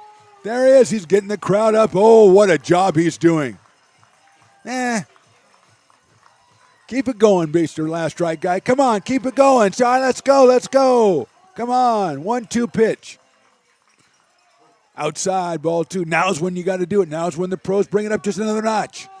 There you go. He's trying. He should have got some of the Renegades with him. They would really get the crowd going. I mean, they sold over $1,000 worth of tickets. Those guys know what they're doing, and gals. 2-2. He's down there enjoying the game. You're supposed to be yelling at people. Grounded out to third. Hanson moves over to his left under his glove. And then rounding is Pedersen, and he's at first base with 2 outs.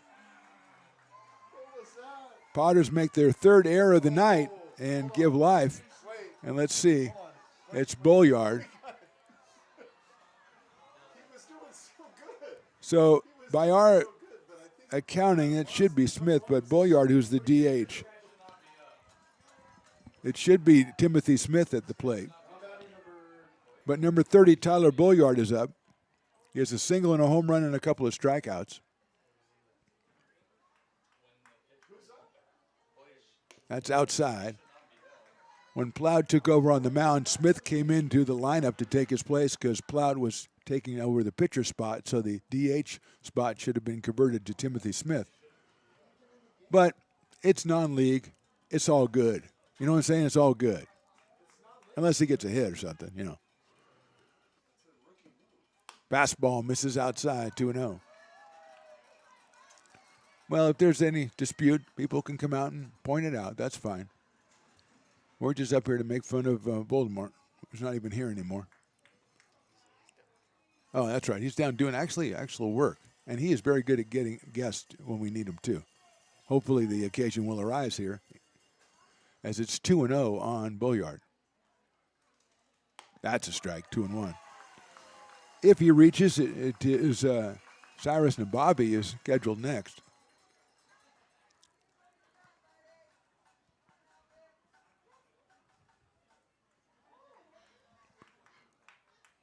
Two balls, one strike. Ball 3.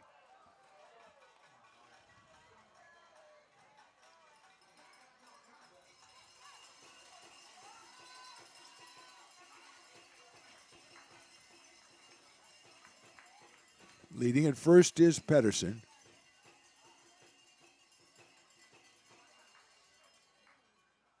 And the fastball is in there for strike 2. 3 balls and 2 strikes. There's Spencer trying it again. Last strike guy. Trying it again. Trying to get the call here to give the Potters their 13th win of the season.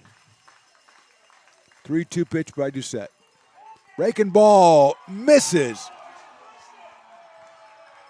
Ball 4. So now first and second. And let's make sure it is Nababi. It is Cyrus Nababi, the hitter. He is 0 for 1 so far tonight. Came on in the 7th inning to bat for Frankie Castillo. And now we got a pinch runner, it looks like. I think it's Cale Lumbert is going in. The pitcher outfielder from Del Oro High School is going on. And Kajowski will come out to talk to Connor Gousset. So the Potters had 2 outs and nobody on. They got an error on the ground ball and then a 3-2 pitch misses to Bulliard, and he is now out of the game as he is being run for by Cale Lumbert. And the batter is Cyrus Nababi out of Del Oro and Sac City College. He is out in left field.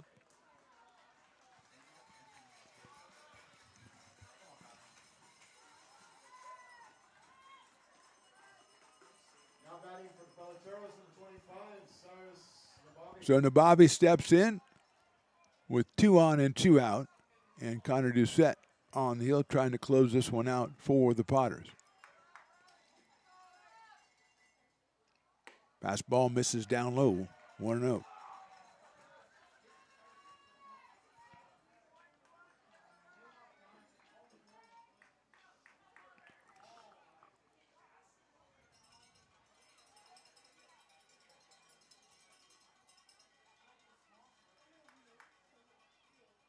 Right down the middle. 1 ball, 1 strike. Tomorrow these two teams will match it up again. No matter who wins tonight, there's still going to be a game tomorrow. 6:05. Fireworks after the game. Also, superhero night. Make your plans now to join us out here or watch it on the stream if you want. Swung on and fouled. Now we got a 1-2 count on Nababi. Lincoln Potters Baseball Stones Broadcast Network's on YouTube. We welcome you. All the action and some talking. That's our logo. I made it up myself. It's our tagline. Last strike guy spends a lot of time clapping his hands and not yelling at people. 1-2 to Nababi. Grounder out towards shortstop. Griffiths has it. Flips to second. That's the ball game. Doucette closes it out, and the Potters win.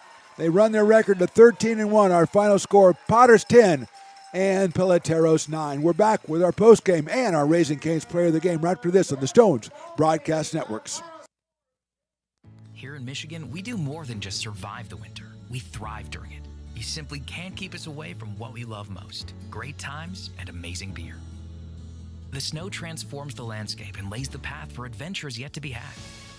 Trails ready to be explored, and freshly groomed hills ready for the first run of the day. And later, as the sun descends, it's time to unwind with great conversation and even better friends. Experience a taste of Michigan winter with Founders Brewing Company, born and brewed in Michigan.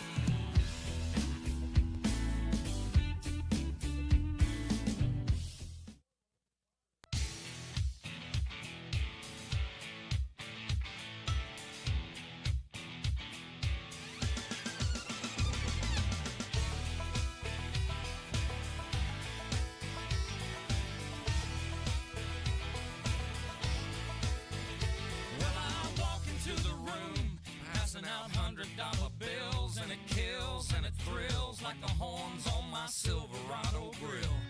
And I buy the bar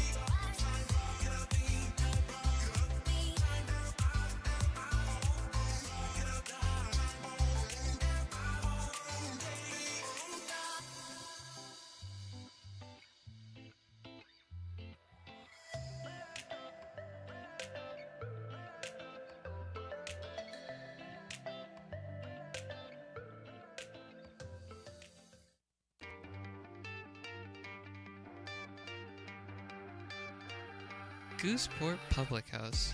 We have sports on 10 big screen TVs, 23 beer taps with classics and crafts, a full bar with creative craft mixed drinks, live music, and most importantly, great fresh food. In downtown Roseville off Vernon Street, only 15 minutes from the ballpark. See ya at Gooseport.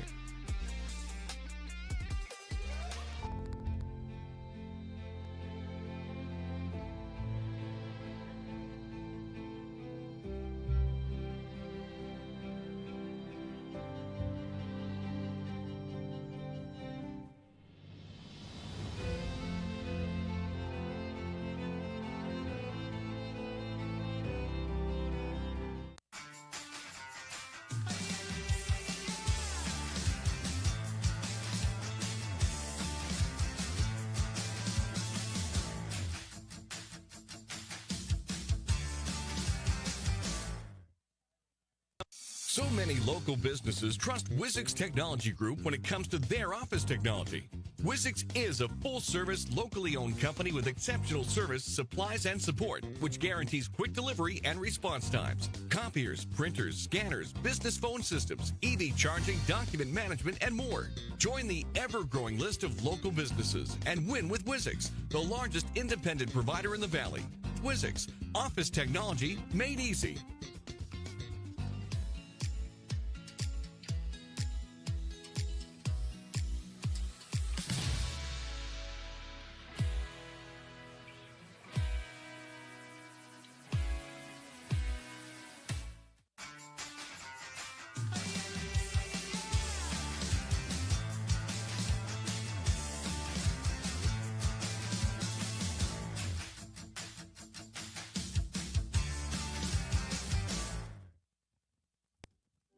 Lincoln provides all the charm of a small town, yet still provides access to excellent local medical care.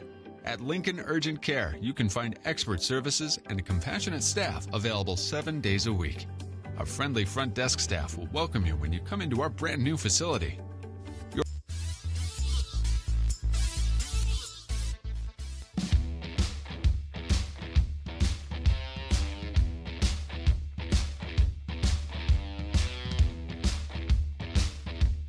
And now it's time for our Raising Cane's Player of the Game interview. Right here on Stone's Broadcast Networks. Welcome into Potters Postgame. Mark the Phantom Low here, Raising Cane's Player of the Game interview. That means I got to talk to this guy, Connor Doucette, our Raising Cane's Player of the Game tonight, coming in and getting the save. Connor, it's a pleasure to get to meet you. How you doing? I'm good. How are you? I'm doing just fine. You come out here, you blow the first two guys away. Somebody makes an error behind you. Is that something that kind of like you go, okay, somebody made a mistake, I got to pick him up then? Yeah, of course. It's hard. I mean, you don't want to show up your guys in the field. I mean, you just got to let them know, like, hey, like you might have just had a bad play, but Yeah. like I got you. I'm going to pick you up right here. Like next one's coming to you. You're going to make the play. It's all about picking up your guys. That's right. I love that. I love the spirit that this team has all the time out here. So you come out here from Texas. How do you hear about the Potters? Why are you out here? Yeah, so my roommate in college, actually, Johnny Alkire. Oh, yeah, okay. Yeah, he was telling me about the place. I was looking for a place to go, and he was like, "Hey, man, I got a great place up there." He lives out here, so I was like, "Screw it, let's do it." So 5 innings, 5 appearances, 5 innings, giving up 1 hit, obviously throwing the ball well. Not everybody gets here and starts throwing the ball well right away. Some people haven't pitched in a while, and they get used to things. How come you've taken to it so quickly and just started, in the groove right away? Yeah, well, it's all about my preparation. Before the game, I always do a lot of mobility work. I always do a lot of work to get my body ready. I do a lot of work to get my mind ready. So once we get towards the end of the game and I know I'm about to throw, I go down to the bullpen and it's laser focus and nothing else but just throwing well. That's all that's in my head. Well, and usually I ask people what their goals are, but I kind of know with you, we talked about it before we came on, you're in the portal now, sir. so obviously you want to get a little exposure out here in Lincoln. Sir. And is it working out for you so far? I mean, you're throwing the ball very well. Yes, sir. Still looking for a place for next year. But yeah, pretty much that's about it. Yeah, and is there anything that you're trying to work on, with your pitching style, with your delivery, with anything that you think, okay, this is something while I'm here, I'm gonna try to hone this or refine this? Yeah. So I got my command pretty good. Pretty much where I wanted. Obviously, a couple walks. Don't like those, so definitely have to eliminate those. But yeah, maybe a couple ticks up on the velo board. That'd be nice. Yeah, that's that always nice for everybody. Everyone wants that. Yeah. But yeah, I mean, I like where I'm at right now. So just a couple minor tweaks. So fans that love watching, they're going to be able to see you the whole summer. You're here for a little while. You're going to stay here. What are you going to do? I plan on being here the whole summer. Fantastic. Connor Doucette, a Yes, pleasure sir. to meet you, my Pleasure. friend. Great job today coming in and closing it out for the Potters. They win at 10-9. That's Connor Doucette. He's our Raising Cane's Player of the Game. We're back with more after this on the Stones Broadcast Networks. Situated on the corner of Lincoln Boulevard and 5th Street, this iconic building has been the home to several hotels over the decades, the most famous and longest running of which was the Lincoln Inn. Having undergone several renovations and architectural changes, this building is the current home of Old Town Pizza, which boasts not 1 but 2 floors for your dining enjoyment, including open-air seating on the roof. Stop in for a slice today, or stop by the Lincoln Museum to see the 300-pound cash register that used to adorn the front desk of the Lincoln Inn. For more great history, visit the Lincoln Area Archives Museum and, by appointment only, take their free walking tour of historic downtown Lincoln.